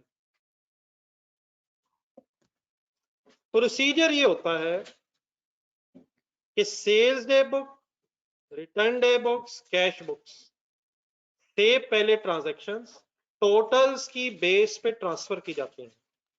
मतलब मेरी इस बात का ये है, credit sale sorry sale day book का टोटल देखो, एक अकाउंटेंट साहब होंगे। अब मेरी इस बात से ये परेशान होंगे, इतने सारे अकाउंटेंट इतने सारे ही होते हैं, ये कुछ चंद एक ट्रांजैक्शन की एक सेल हो गई, कुछ साल बाद 2-3 साल बाद एक परचेज होगी, इस तरह नहीं होता। सुबह दोपहर शाम सैकड़ों ट्रांजैक्शंस। तो एक अकाउंट्स डिपार्टमेंट होता है और ड्यूटीज को सेग्रीगेट भी किया जाता है। सेग्रीगेट मींस अलग अलग, तकसीम इसलिए किया जाता है क्योंकि मेरे जैसे लोग अनफॉर्चुनेटली इस वक्त माशरे में ज्यादा है। ये लोग आपस में मिल मिला के भी बड़ा कुछ कर देते हैं। मसलन फॉर एग्जांपल एक ही पर्सन है और वो कस्टमर्स की रिकॉर्डिंग करी जा रहा है। सेल हुई, data debit cell credit, return हुई वही कर रहा है, return sale return debit debtors credit. अब रिटर्न हुई ए से, उसने कर दी जी में, इससे क्या होगा? जी से रिसीवेबल कम हो जाएगा क्योंकि जी ने रेस्टोरेंट बुला के मेरे जैसों को खाना खिला दिया होगा। फिर पैसे आए किसी से, आधे आगे जेब में, बाकी चले गए किसी के लेजर में। अब ये ओनर्स ऑफ द बिजनेस के लिए पॉसिबल नहीं रहेगा कि वो हर ट्रांजैक्शन को खुद चेक कर सकें। जब भी कोई चेकिंग भी इवन होती है, ऑडिट वर्ड सुना कभी आप लोगों ने, वो भी 100% नहीं हो सकता। 100% अगर आपने ट्रांजेक्शन का ऑडिट करना है तो आपको फॉर एग्जाम्पल अगर 20 लोगों का अकाउंट्स डिपार्टमेंट था, उतना ही अकाउंट्स डिपार्टमेंट दोबारा बनाना पड़ना है और फिर पूरा साल उन्हें बैठा के एक ही कंपनी का ऑडिट करवाना पड़ना। तो ये प्रैक्टिकली पॉसिबल नहीं है। चंद लोग ही आ सकते हैं और वो हमेशा sample basis, sample selected basis, 5% transaction, 6% transaction. तो मेरे जैसे लोग जो इन्हीं चीजों में एक्सपर्ट हो जाते हैं, फिर उनकी इस तरह की हरकतें ढूंढना बड़ा मुश्किल हो जाता है। और फिर अनफॉर्चुनेटली ऑडिटर भी तो कोई इंसान होता है। क्या वो किसी रेस्टोरेंट में जाना अच्छा महसूस नहीं करता है? तो कोशिश पूरी की जाती है कि मेरे जैसे लोग दूर दूर हों, लेकिन इवन देन जो मर्जी कर लें, अगर इंसान में से खुदा खौफी निकल जाए तो सारे रास्ते तलाश करना आसान हो जाता है। अगर नीयत में मसला हो, लेकिन कोशिश पूरी क्या की जाएगी कि आप जैसे नौजवान रखे जाएं, देयरफॉर प्रॉब्लम ना आए। लेकिन बीच में अगर मेरे जैसे भी हों तो वो आइसोलेट हो जाएंगे और खत्म होते अल्हम्दुलिल्लाह जा रहे हैं और चेंज आ चुका है। लेकिन मैं आपको पुरानी बात इसलिए बता रहा हूँ क्योंकि आपने पुराने लोगों की जो ये हरकतें हैं शायद बड़े होकर पकड़नी पड़े। पुराने मसले हल करेंगे तो आगे बढ़ेंगे इनसे। तो सेग्रीगेशन ऑफ ड्यूटीज का कॉन्सेप्ट है, मेरी होपफुली मेरी बात समझ आ गई। सेग्रीगेट किया जाता है। तो एक अकाउंटेंट साहब होंगे जो टोटल्स की बेस पे ये सारी ट्रांजैक्शंस लेजर्स में पोस्ट करेंगे, टोटल्स की बेस पे। फिर डेफिनेटली एक अकाउंटेंट वो भी होना चाहिए, दोबारा सेल डे बुक देखें, क्या ये भी पता होना चाहिए कि ए से कितना लेना है, बी से कितना लेना है। तो किया यह जाता है कि टोटल्स कोई एक साहब अलग रिकॉर्डिंग कर रहे होंगे और separate ledgers of individual customers अलग बना रहे होंगे, अलग बनाए जा रहे होंगे। आइडियल सिचुएशन ये है कि जो भी टोटल्स की बेस पे रिसीवेबल आएगा, हिम्मत हिम्मत, क्या वो टोटल रिसीवेबल इन सब इंडिविजुअल रिसीवेबल्स के सम के बराबर होना चाहिए। और अगर ये बराबर ना हो तो फिर इसको इन्वेस्टिगेट किया जाता है। फिर ह्यूमन एरर अगर है तो वो डेफिनेटली ठीक है, लेकिन अगर किसी ने जानबूझ के इधर उधर किया जाएगा तो किया हो तो पॉसिबिलिटी हो जाती है कि अकॉर्डिंगली उस पर्सन को ट्रेस किया जा सकता है कि किसने गलत अकाउंटिंग की। तो कॉन्सेप्ट क्या है सारी स्टोरी का? पहला स्टेप क्या है? टोटल्स की बेस पे लेजर्स बनाए जाएंगे। कैसे? 55,000 ढूंढना। क्या है ये 55,000? डबल एंट्री बोले, डबल एंट्री बोले और लिखने की जल्दी और ख्वाहिशात को खत्म कर दें। मैंने थोड़ी देर पहले आपके सामने क्या बना लिया है? नहीं सर जी, क्या बना लिया सर? मैंने डे बुक्स बना ली, डे बुक्स बना ली हैं। डे बुक्स बनाने के बाद अब आपके सामने क्या बनाने की ख्वाहिश करने लगा हूं? लेजर्स बनाना चाह रहा हूं।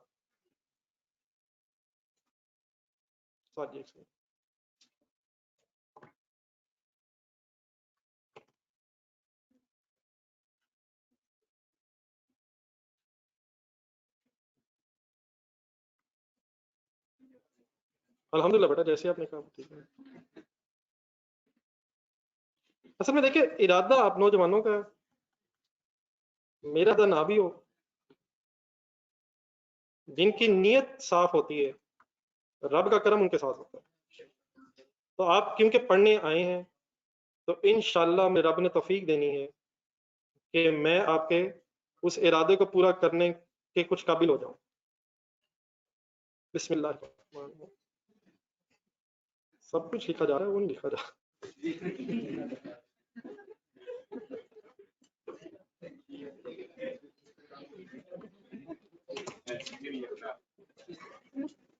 मेरा ख्याल है कि आप जैसा नौजवान और ईमानदार अकाउंटेंट यहाँ जरूरी है।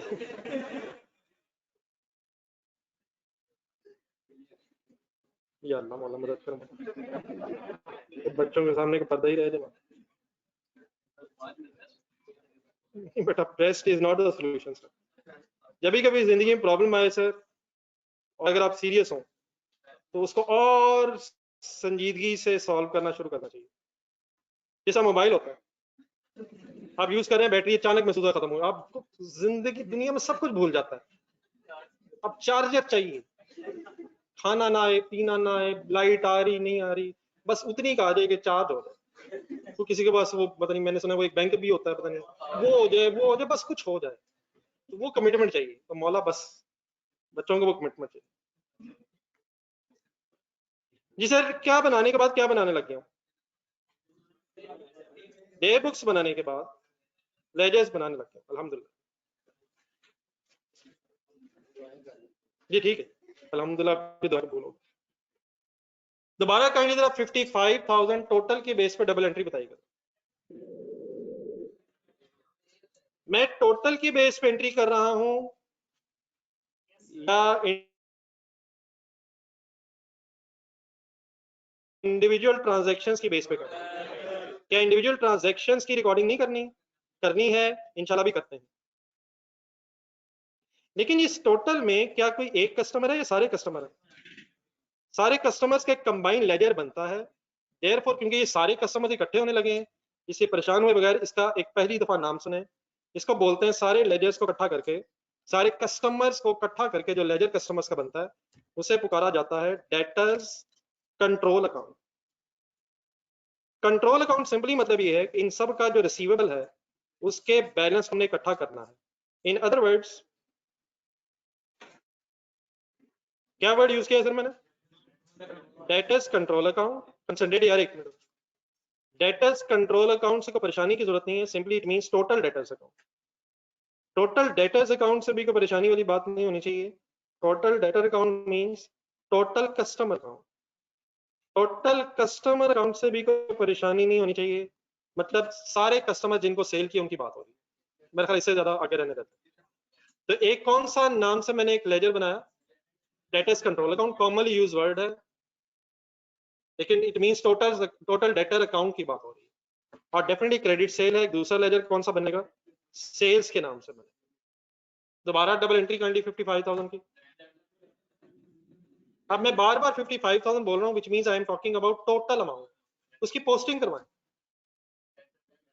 डेटर कंट्रोल अकाउंट में 55,000, रेफरेंस बता दें सेल के लेजर में, क्रेडिट साइड पे रेफरेंस लिखवा दें डेटर्स कंट्रोल अकाउंट। लिखने को 1 मिनट रहने दें, कोई साइंस नहीं है, रिलैक्स होकर देखें, शायद बात इतनी ही है। तो जब कभी भी ये लेजर्स में पोस्टिंग करनी होगी, पहले क्या किया जाएगा? डे बुक्स का टोटल और क्रेडिट सेल की एंट्री हो जाएगी, debtors control account debit and cell credit. अपने सामने सेल रिटर्न डे बुक रखें, ये कंप्लीट करवाना पहले आपको। सेल रिटर्न डे बुक में क्या है? सिर्फ सेल रिटर्न है, क्रेडिट सेल रिटर्न है। वंस अगेन टोटल ढूंढे, 5,000। डबल एंट्री बोले। सेल रिटर्न का लेजर अलहदा बनेगा सर। किस साइड पे फिगर आएगी सर? कितनी आएगी सर? रेफरेंस लिखवा दें sir, debtors control account. Debtors control account का लेजर नया बन जाएगा सर, हरगिज नहीं बनेगा। सेल रिटर्न उसी लेजर में क्रेडिट साइड पे फिगर आ जाएगी। 5,000। ये 5,000 कहां से आया? सेल रिटर्न डे बुक के टोटल से आया। कैश बुक में आ जाए। कैश बुक में कैश रिसीव हुआ है, कैश का कॉलम देखें, debit column. Once again total cash पहले इकट्ठा करके फिर अकाउंटिंग एंट्री करनी है। What is the total cash receive from customer? हिम्मत हिम्मत हिम्मत, डबल एंट्री बोले। Cash debit and debtor control account credit. Cash जो डेबिट हुआ है, कैश बुक गौर से देखें, ये कैश बुक बेटा बनी ऐसे हुई है कि शायद लेजर फॉर्म है। तो अगर मैं कहूँ कैश वहां डेबिट हुआ है सर, तो अलहदा कैश का लेजर बनाना जरूरी नहीं है, ऐसे टाइम वेस्टिंग है। किस लेजर में फिगर पहली आ रही है? वो तो कैश का लेजर ही नहीं है। कैश का लेजर ही तो है जो कॉलम वाइज बना हुआ है। तो कहाँ डेबिट हुआ है, कहाँ कर दिया है? वहां तो नजर नहीं आ रहा 7,000, आ रहा है नजर सर 4,000 जमा 3,000। तो मैंने कैश का लेजर दोबारा क्यों नहीं खोला? कैश बुक जो है वो बनी ऐसे हुई है कि लेजर फॉर्म ही है, तो अलहदा बनाने की कोई जरूरत नहीं होती।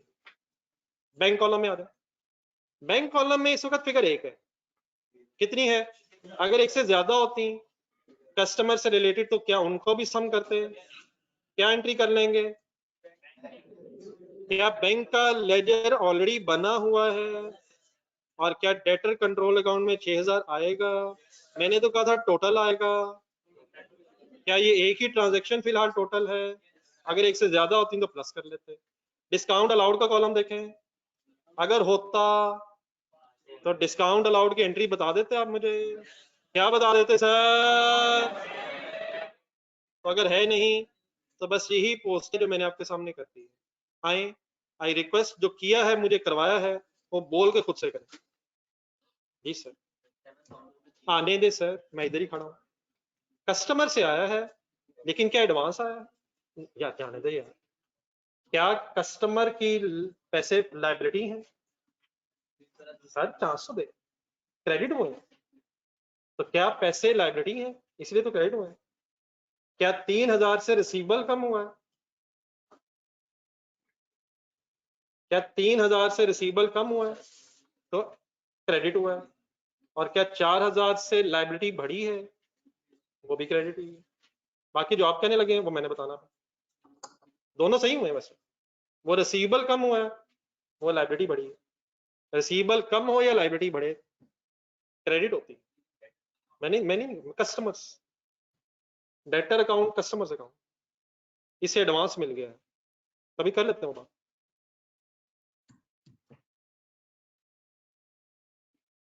मैंने लिख लिया है।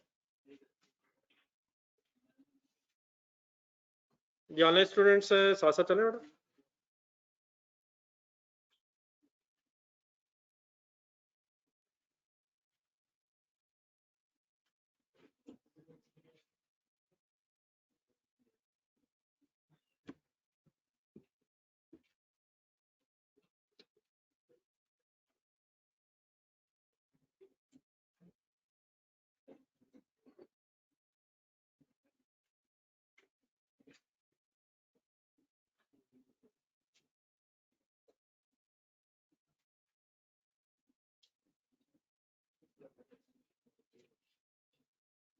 Any confusion in my posting? कौन से 2 लेजर मैंने क्यों नहीं बनाए? कैश और बैंक का मैंने लेजर क्यों नहीं बनाया? क्योंकि वो जो कैश बुक है वो लेजर फॉर्म में ऑलरेडी बनेगी।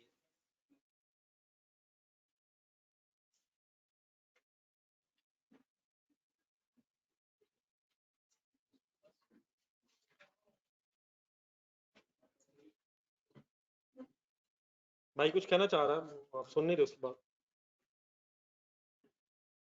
ऐसे तो ना करें, बेचारा मायूस हुआ, कोई जरूरी काम होगा, पढ़ाई से रिलेटेड बात हो। जी सर, नहीं नहीं कोई इशू नहीं, बोल थोड़ा सा रेस्ट भी बीच में होना चाहिए। असल मसला उन नौजवानों का है जो आंखें खोले खोले ही सो जाते हैं।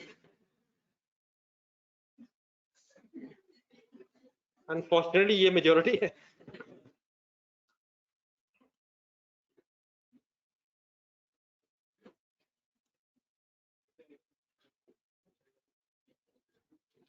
और मलिक साहब जाने दे गुस्सा। मलिक नबी साहब कहते हैं जी, क्वेश्चन सुने जो, हमने सेल रिटर्न को सेल के लेजर में डेबिट साइड पे क्यों नहीं लिखा? मलिक साहब, लेजर अलहदा बनते हैं सर, हर अकाउंटिंग हेड का लेजर अलहदा हो जाता है सर। तो आई होप नवीद साहब, नवीद अख्तर साहब, आपने मेरा इम्तिहान लेने की कोशिश की। ना करिए यार, खुदा का नाम ले, मैं तो गिना गिना के थक गया हूँ। सेल रिटर्न सेल से लेस होती है। आगे बताएगा मैंने क्या कहना है। परचेज रिटर्न परचेजेस से, drawings, accumulated appreciation, allowance for doubtful debts, क्या ये लेजर अलहदा होते हैं? ना करें सर। जी सर जी, जब लेजर बन जाते हैं, बना ली प्लीज, तो फिर इनकी बैलेंसिंग की जाती है। लेकिन बैलेंसिंग आपने करनी करवानी, प्लीज सीरियस। Welcome back.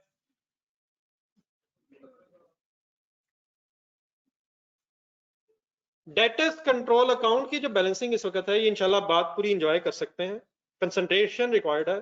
पहले मुझे जरा बोर्ड पे देख के कैलकुलेटर उठा के मेरा जरा ये लेजर बैलेंस करवाना। सबसे पहला स्टेप, डेबिट साइड आपने नहीं प्लीज लिखना है, ना करी यार, खुदा का नाम नहीं यार, कैलकुलेटर पकड़ के वर्किंग करवाने के ये मतलब कहां से आगे के लिखना है? सर जी पहले बात तो समझे यार, कमाल है यार।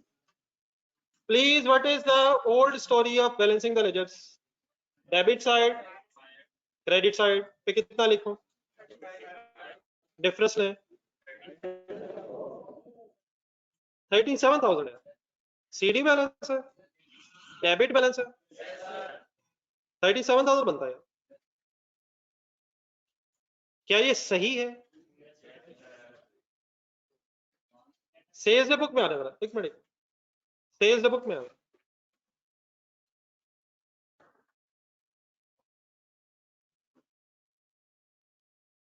मुझे सिर्फ एक ही ट्रांजैक्शंस आपने जरा ढूंढ के दिखानी है जो आपको सारी नजर आएंगी सारी बुक्स में, sales day book, return day book और कैश बुक। इंडिविजुअल जरा फिगर्स मुझे लिखवानी है। ए को सेल कितनी की,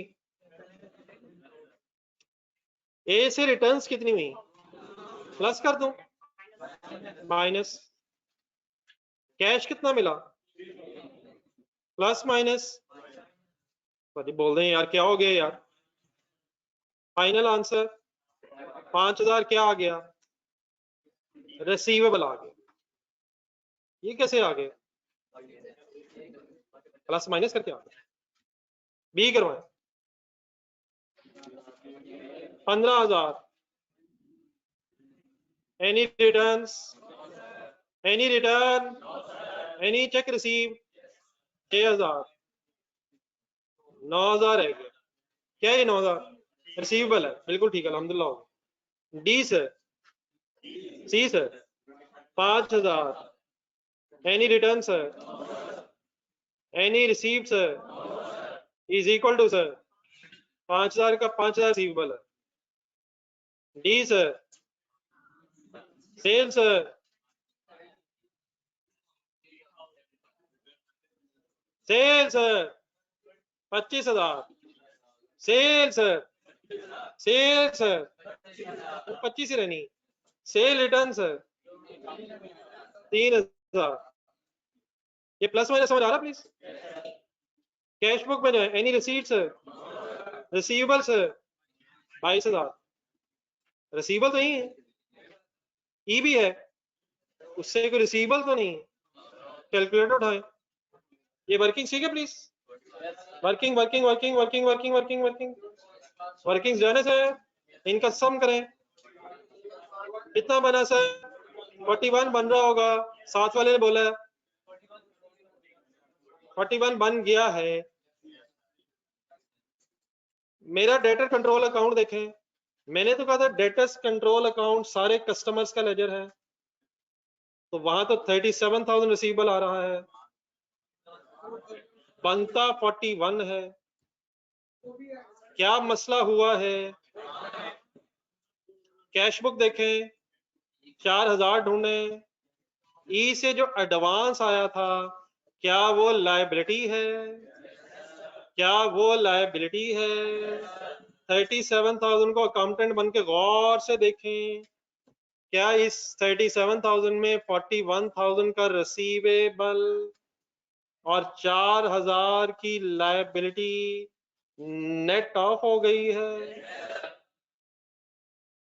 कितना रिसीवेबल है 41,000, कितना एडवांस है, रिसीवेबल क्या चीज है, एसेट, 4,000 एडवांस क्या चीज है, लायबिलिटी।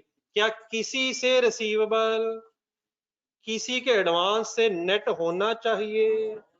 क्या किसी एक पर्सन का रिसीवेबल उसके पेबल से एडजस्ट हो सकता है? किस एंट्री की बात की है मैंने? कॉन्ट्रा हो सकता है, लेकिन सिर्फ कब होता है? जब एक ही पर्सन से साइमल्टेनियसली रिसीवेबल और पेबल भी हो। लेकिन क्या ए, बी, सी और डी का रिसीवेबल 41,000 ई के एडवांस से नेट ऑफ हो जाना चाहिए? क्या 41,000 अलहदा रिसीवेबल करंट एसेट्स में आना चाहिए? और क्या 4,000 अलहदा करंट लायबिलिटीज में आना चाहिए? तो आ तो रहा है, क्यों नहीं आ रहा है? हमने बैलेंस करते हुए आपस में नेट ऑफ कर दिया। कौन सी अमाउंट किस अमाउंट से नेट ऑफ हो गई? Receivable of 41,000 net of against 4,000 advance from customer. ये प्लीज सबको 37 समझ आ रहा है? 41,000 debit balance, 4,000 credit balance of liability, net होके 37 बनता है। तो इसका मतलब ये जो हमारा लेजर है, अगर हम इसे उसी ट्रेडिशनल वे से बैलेंस करें जिससे हम करते हैं, तो नेट फिगर आ जाएगी। लेकिन कोई परेशानी वाली बात नहीं है, इंशाल्लाह हमने कोई जादू नहीं करना, सारा उसी डेबिट क्रेडिट के अंदर है, इंशाल्लाह हमने वहीं रहना है। तरीका सर ये होता है, प्रॉब्लम असल में बना कहां से है? ये क्रेडिट साइड में जरा 7,000 देखें, कैश वाला 7,000 और अपनी कैश बुक। इस 7,000 के अंदर 4,000 एडवांस भी आ गया। तो कॉन्सेप्ट सिर्फ ये है, बोर्ड पे ध्यान से सुना, बोर्ड पे देखिए ध्यान से सुना। क्या इसमें से अभी जो हमने कस्टमर अकाउंट इकट्ठा बना लिया है, कुछ कस्टमर से रिसीवेबल है और कुछ कस्टमर फिलहाल एक ही है, लेकिन इससे ज्यादा भी हो सकते हैं, कुछ कस्टमर्स का एडवांस भी हो गया है। क्या इसमें अब कुछ एसेट का बैलेंस और लायबिलिटी का बैलेंस इकट्ठा हो गया है? तो तरीका सर ये होता है, अब डेफिनेटली जो मैं आपको बताऊंगा ये एग्जामिनर हमें इंफॉर्मेशन देगा। आपने सबसे पहले डेटर्स कंट्रोल अकाउंट का बैलेंस करते हुए credit balance of advance from customer identify करना होता है। और डेफिनेटली हम कैसे कर सकते हैं? क्वेश्चन में इंफॉर्मेशन होगी। करना क्या है? अगर इंफॉर्मेशन अवेलेबल है तो एडवांस फ्रॉम कस्टमर को आइडेंटिफाई करके बोर्ड पे लेजर देखें, क्रेडिट बैलेंस के तौर पे लेजर में लिखना है।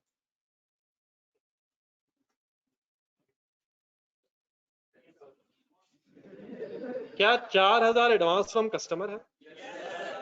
क्या 7,000 में है? क्या वो लायबिलिटी है?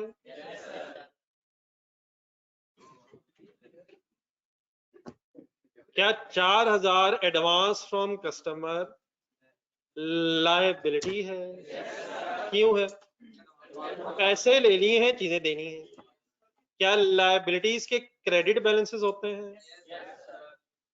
क्या लायबिलिटीज के क्रेडिट बैलेंसेस होते हैं? क्या क्रेडिट बैलेंसेस आपको पता है लेजर में कैसे आते हैं? यस सर, आपको पता है। बताएंगे कितनी अमाउंट इस लेजर में किस साइड पे आनी चाहिए? 4,000 क्रेडिट बैलेंस है। और सर जी क्रेडिट बैलेंस है ना यार, वो क्रेडिट बैलेंस है, क्रेडिट बैलेंस है। ये क्रेडिट बैलेंस क्यों है वैसे? ना ना ना ना ना ना, मैंने जान नहीं छोड़नी, जान इसमें नहीं छूटनी। बात पूरी होगी तो इंशाल्लाह जाना है, कोई इशू नहीं है। नमाज ही पढ़नी है जाके, उसके बाद ही पढ़ाई शुरू करनी है। तो नमाज 5:30 तक पहुंच गई, कोई इशू नहीं है। वो टेक लगा ले, आराम से बैठ जाओ। क्या ये 4,000 एडवांस में मिला है? क्या ये कंफर्म है कि लायबिलिटी है? क्या ये क्लोजिंग लायबिलिटी है? फर्स्ट का बिजनेस है, ब्रॉड डाउन की तो भी बात ही नहीं हो रही।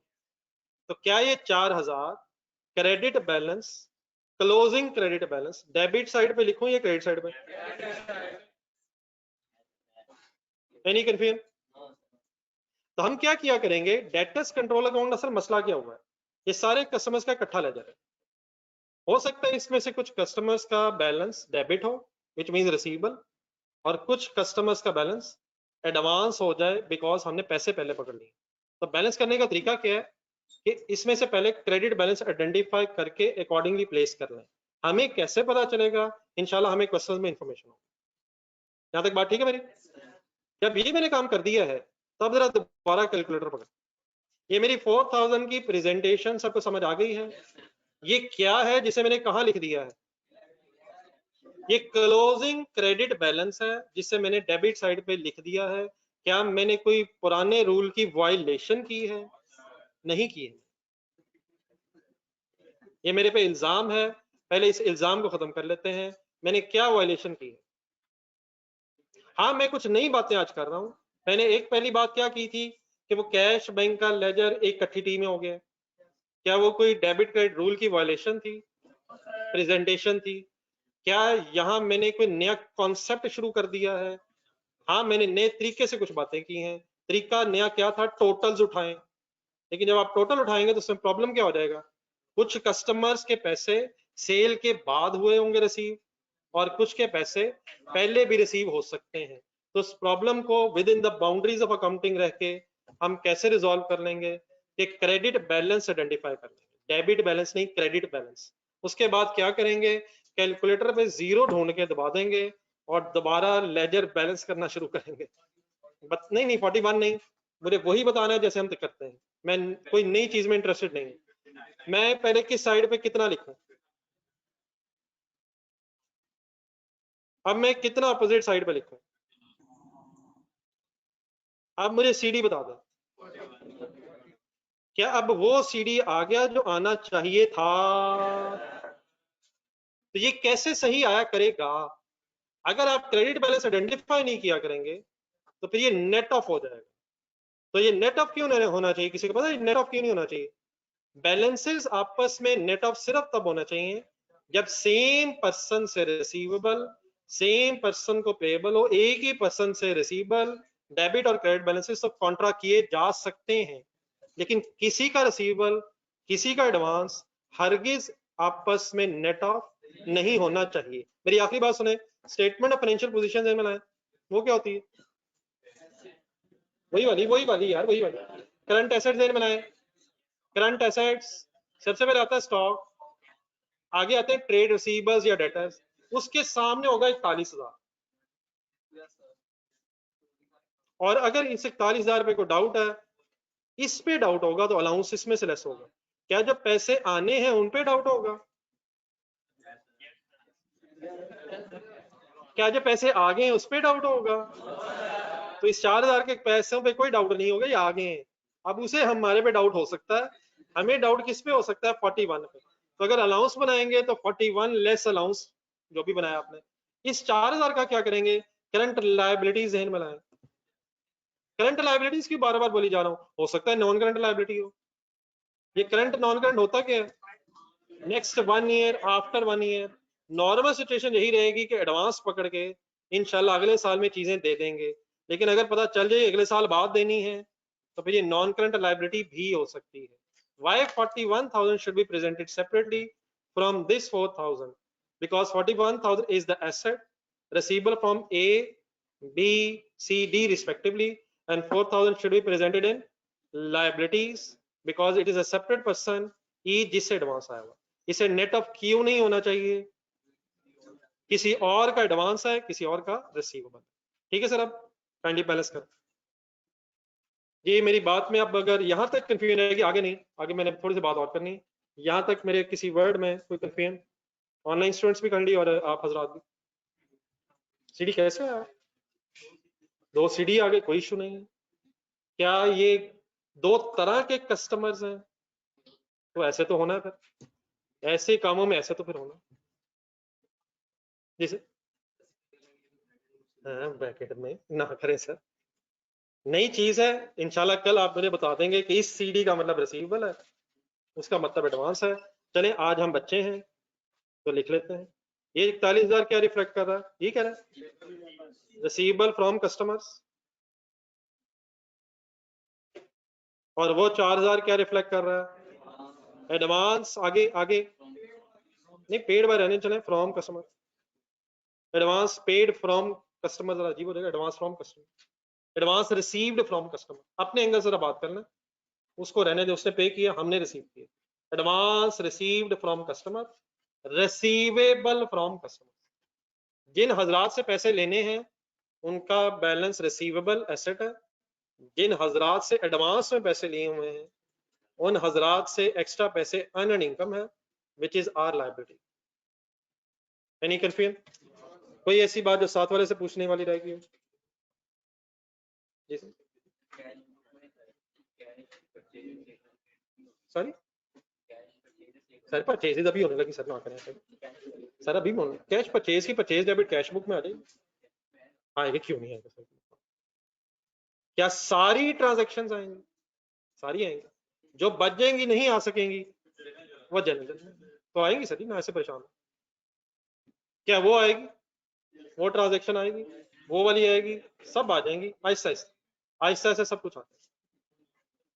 वो बचपन से बनाए तो तकरीबन आज से एक महीना 15-20 दिन पुरानी बात है, आपके ज़हन में बहुत सवाल उठते थे, अब वो है सवाल ज़हन में, जो बाकी रह गए इंशाल्लाह देखें मंडे से होता गया। आप जितने आपके ज़हन में सवाल आते हैं ना उनको लिख लिया करें कहीं, इंशाल्लाह आखिरी दिन पूछ के जाऊंगा कुछ रह तो नहीं गया, और जो आप सोच भी नहीं सकते हमारे साथ वो नहीं है। हल्की बुनाई ऐसे डरा रहा हूं, मेरे लिए मुश्किल है, आपके लिए क्या इशू है? देखते मेरी तरफ है और मोबाइल पे मैसेजेस कहां से कहां निकल जाते हैं, मैं भी खुश और गेम पता नहीं कहां निकल जाती है। इजी है सर, पहले दिन इजी नहीं था, आपने मिशन बनाया, आपने कहा मैंने ये करके छोड़ना है, वो कर लेता है, वो कर लेता है, वो कर लेता है, वो कर लेता है, तो मुझे क्या है, मैं भी कर लेता हूँ, मैं लगा रहा। अब टिप्स पे कोई नई ऐप आ जाए, कभी कोई स्कूल ज्वाइन नहीं किया आपने, कोई कॉलेज नहीं, अल्हम्दुलिल्लाह उधर से डाउनलोड, उधर से फलाना, और ये अब कुछ समथिंग नहीं होना चाहिए, फिर वो हो जाता है, फिर वो हो जाता है। हाँ काउंटिंग में अगर 2+2 मैं कहता हूँ तो रिपीट कर दो, तो ये इशू और है, इतनी सी बात है। जी dear, after this nothing new, sale का लेजर बैलेंस करेंगे सर, और सर जी कर लेंगे सर, करवा दें सर। 55,000 कौन सा बैलेंस है सर? सर जी कौन सा बैलेंस है सर? कर दें यार। सेल रिटर्न का लेजर भी बैलेंस करेंगे यार,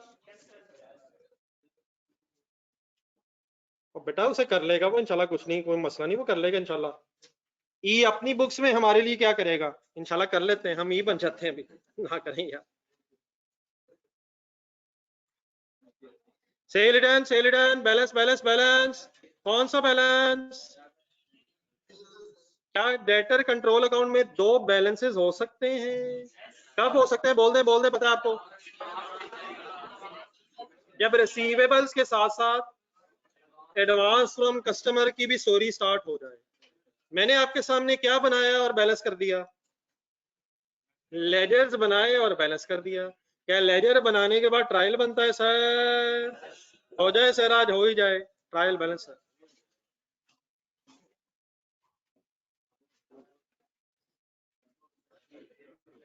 बस बस बस, ट्रायल बैलेंस का फॉर्मेट ही बता दें यार।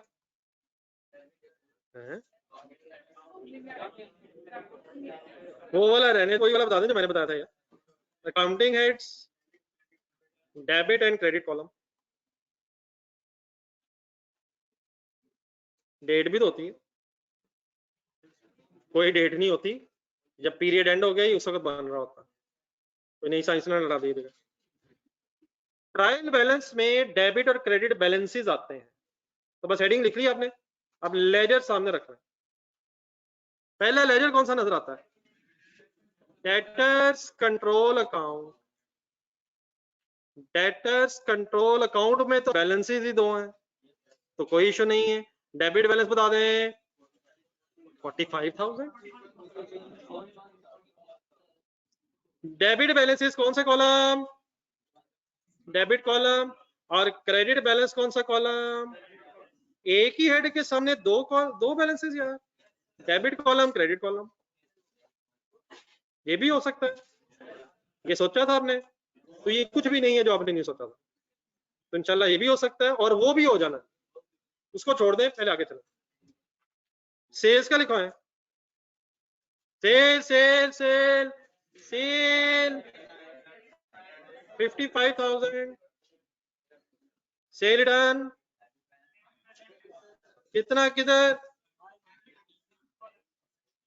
जी सर, क्रेडिट बैलेंस सेल का है, सेल रिटर्न डेबिट बैलेंस। ठीक हो गया? ठीक हो गया सर यहाँ तक? देन सर ये दो लेजर हमने इसलिए नहीं बनाए थे क्योंकि वो ऑलरेडी बने हुए थे। कौन से लेजर्स की बात हो रही है? ढूंढे ढूंढे। क्या कैश का भी कोई लेजर है? क्या कैश का भी कोई लेजर है? कितना बैलेंस उसमें नजर आ रहा है? 7,000। टोटल देख रहे हैं, सीडी देख रहे हैं? बैंक का बैलेंस कितना है? क्रेडिट बैलेंस है, डेबिट बैलेंस ही है। लिखे क्या जो लेजर्स बनाए थे, बैलेंसेस लिखे थे, फाइनल हो गए हैं? कैलकुलेटर पकड़े हैं?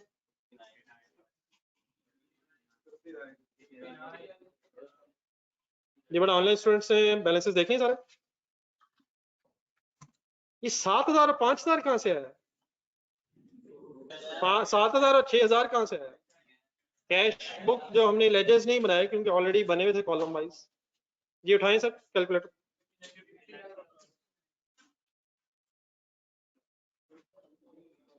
क्या ट्रायल बैलेंस की दोनों साइड, दोनों कॉलम्स का टोटल सेम होना चाहिए इसमें?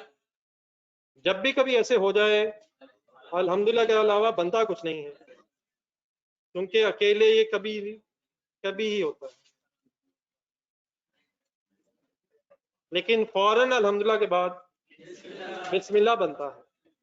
यहाँ तक जो मैंने बातें की हैं, प्लीज हमारे पास लिमिटेड रिमेनिंग टाइम रह गया, तो थोड़ा सा पढ़ भी लेते हैं, ऐसे मजाक ही कर रहे हैं आज हम, मजाक में वक्त गुजारते हैं।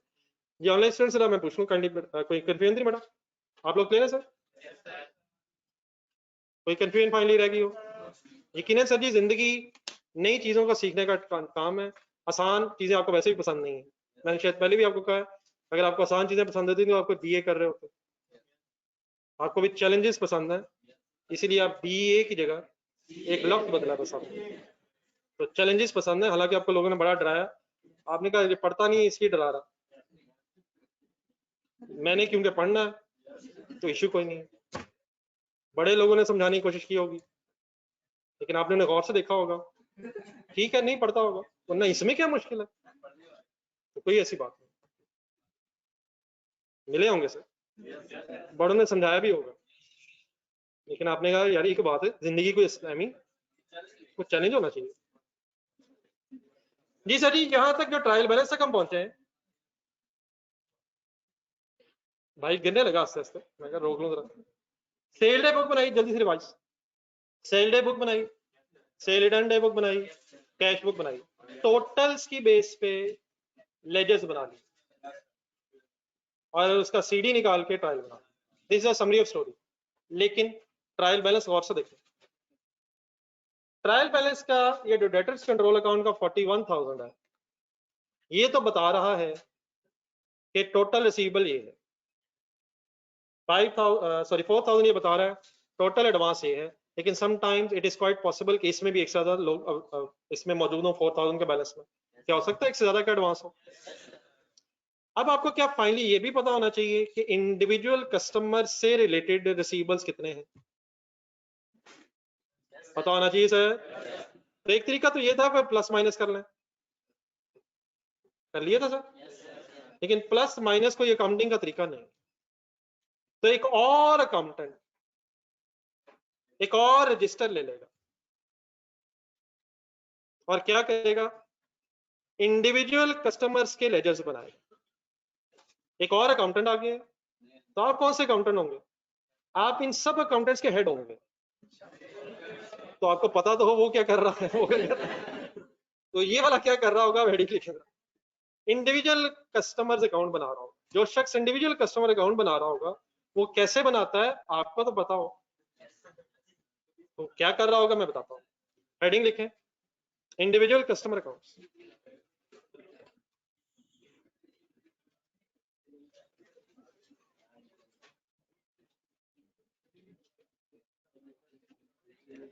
Individual customer accounts,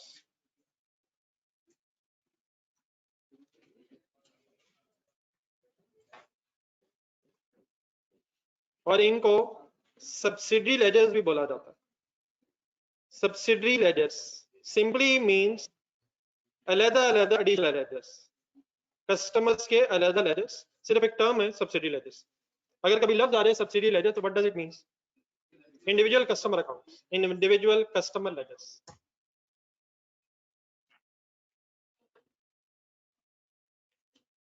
once again heading लिखें, रुक जाए एज ऑलवेज। अब ये साहब जो लेजर बना रहे होंगे ये क्या करेंगे, ये भी अपने सामने ये डे बुक्स रखेंगे। आप भी डे बुक सामने रखें। ये डे बुक्स में ये ढूंढेंगे, डे बुक्स में sale return day book, sale day book, cash book में ये ढूंढेंगे कि कस्टमर्स हैं किस किस नाम से। तो ए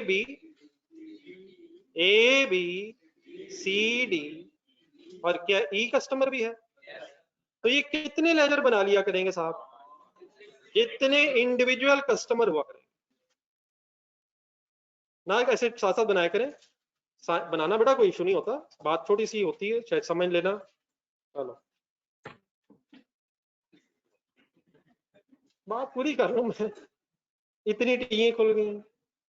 अब ये साहब क्या करेंगे, ए से रिलेटेड, बी से, सी से, डी से और ई से रिलेटेड जो फिगर्स हैं जहां जहां मैं उन्हें अलग अलग इकट्ठा करना शुरू करेंगे। तो लेट्स स्टार्ट। आपके सामने क्या है? Day books. और आप मुझे क्या लिखवाने लगे? ट्रांजैक्शंस। ए की सेल कितनी? 10,000। बी की सेल कितनी? 15,000। कहाँ देख रहे हैं और क्या लिखवा रहे हैं? बल्कि सॉरी, कहाँ देख रहे हैं और कहाँ लिखवा रहे हैं? सेल डे बुक देख रहे हैं और सब्सिडी लेजर्स में लिखवा रहे हैं। बोल दे सेंटेंस। और क्या सब्सिडी लेजर में जो देख रहे हैं आप, सही कर रहा हूं मैं? सेल है तो उसे डेबिट साइड पे लिखना शुरू कर दिया मैं। ये customer accounts, receivable accounts. D की सेल 25,000। ई की सेल नहीं है। अब क्या करें? सेल रिटर्न डे बुक देखें। सेल रिटर्न किस किस की है? कहाँ लिखूं? कितनी कितनी? 2,000। और डी में किस किस की रिटर्न ही नहीं है? तो जिससे रिलेटेड जो ट्रांजेक्शन है वो लिखते जाए। डन। कैश बुक में जाए। ए से कितना कैश मिला? एंट्री बोल दे। बी से कितना कैश मिला? बी से कितना कैश मिला? कैश नहीं मिला है, बाय चेक मिला है। एंट्री बोला। सी से कितना मिला? डी से कितना मिला? और ई से कितना मिल गया है? ई से जो कैश मिला वो ई के लेजर में किधर लिखूं? डेबिट साइड पे, क्रेडिट साइड पे एज अ लाइबिलिटी। ये पैसे पहले आ गए, लाइबिलिटी। तो ये बनवाते हुए आपने कहां और कहां क्या देखा है? सेल डे बुक्स में, और डे बुक्स और सब्सिडी लेजर्स को देख के अपने ट्रांजैक्शंस दिखवाएंगे। Done sir. लिखें और बैलेंस करें। लिखें भी वैसे जैसे मुझे लिखवाया है और बैलेंस भी वैसे करें जैसे करना चाहिए। बाद में मेरा चेक कर लीजिएगा। आपने लिखवाया तो आपने देखा भी है, होपफुली मैंने सही लिखा होगा। कहाँ देखें? वहीं जहां से देख के मुझे लिखवाया। ये ऑनलाइन स्टूडेंट्स प्लीज साथ चलते हैं।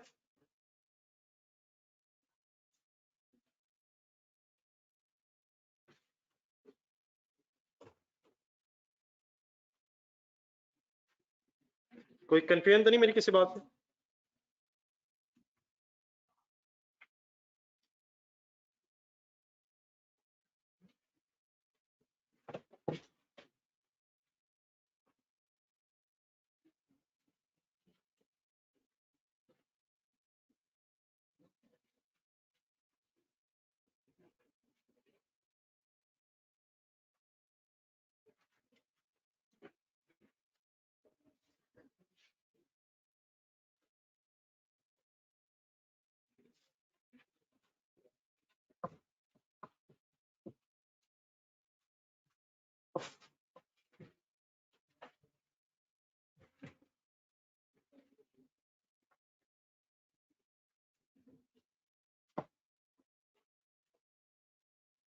आफ्टर ऑल दिस बैलेंस करना आपने।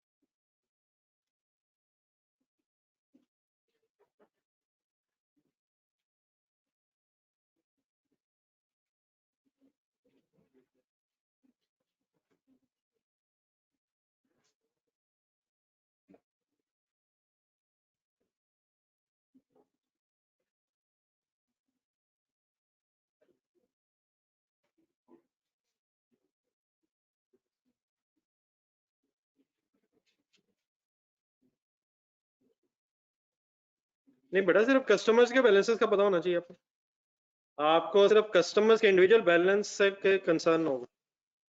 कैश बुक का तो अलहदा बना हुआ है लेजर, कैश का लेजर अलहदा बना हुआ है, बैंक का अलहदा लेजर बना हुआ है। सिर्फ जो कंट्रोल अकाउंट में 41,000 टोटल आ गया है उसका हमें ब्रेकअप भी पता होना चाहिए। सिर्फ ये बात हुई है, नथिंग एल्स। ये सीडीज निकालें जी जी।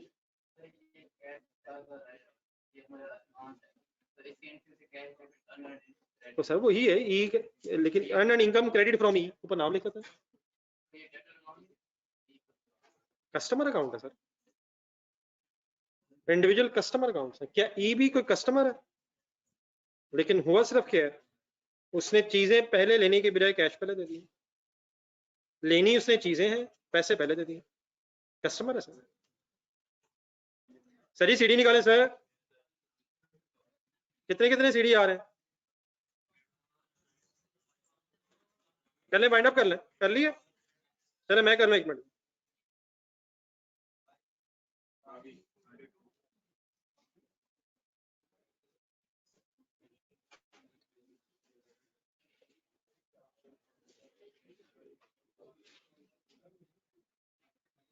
ई का सही बैलेंस करना है सर, क्रेडिट बैलेंस या डेबिट बैलेंस? ई का क्रेडिट बैलेंस बनता है, काइंडली सही फाइनल करें, चेक करें मेरे बैलेंसेस।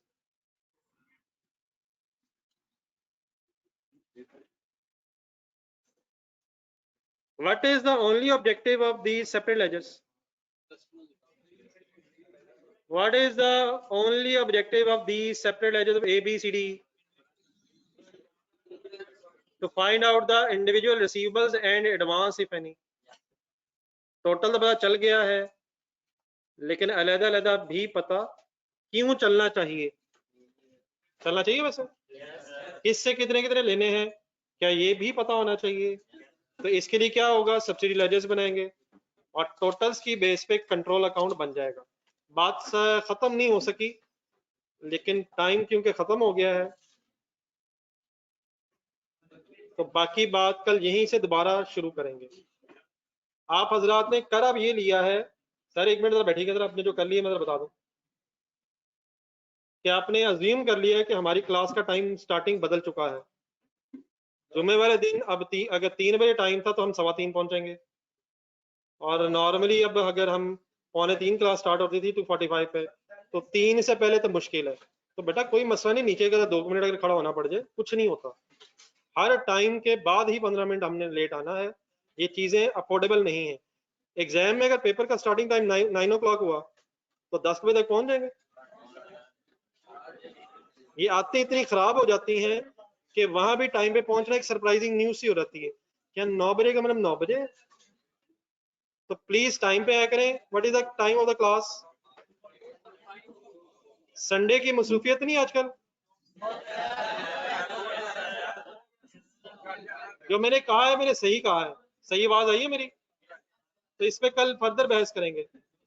अल्लाह हाफिज।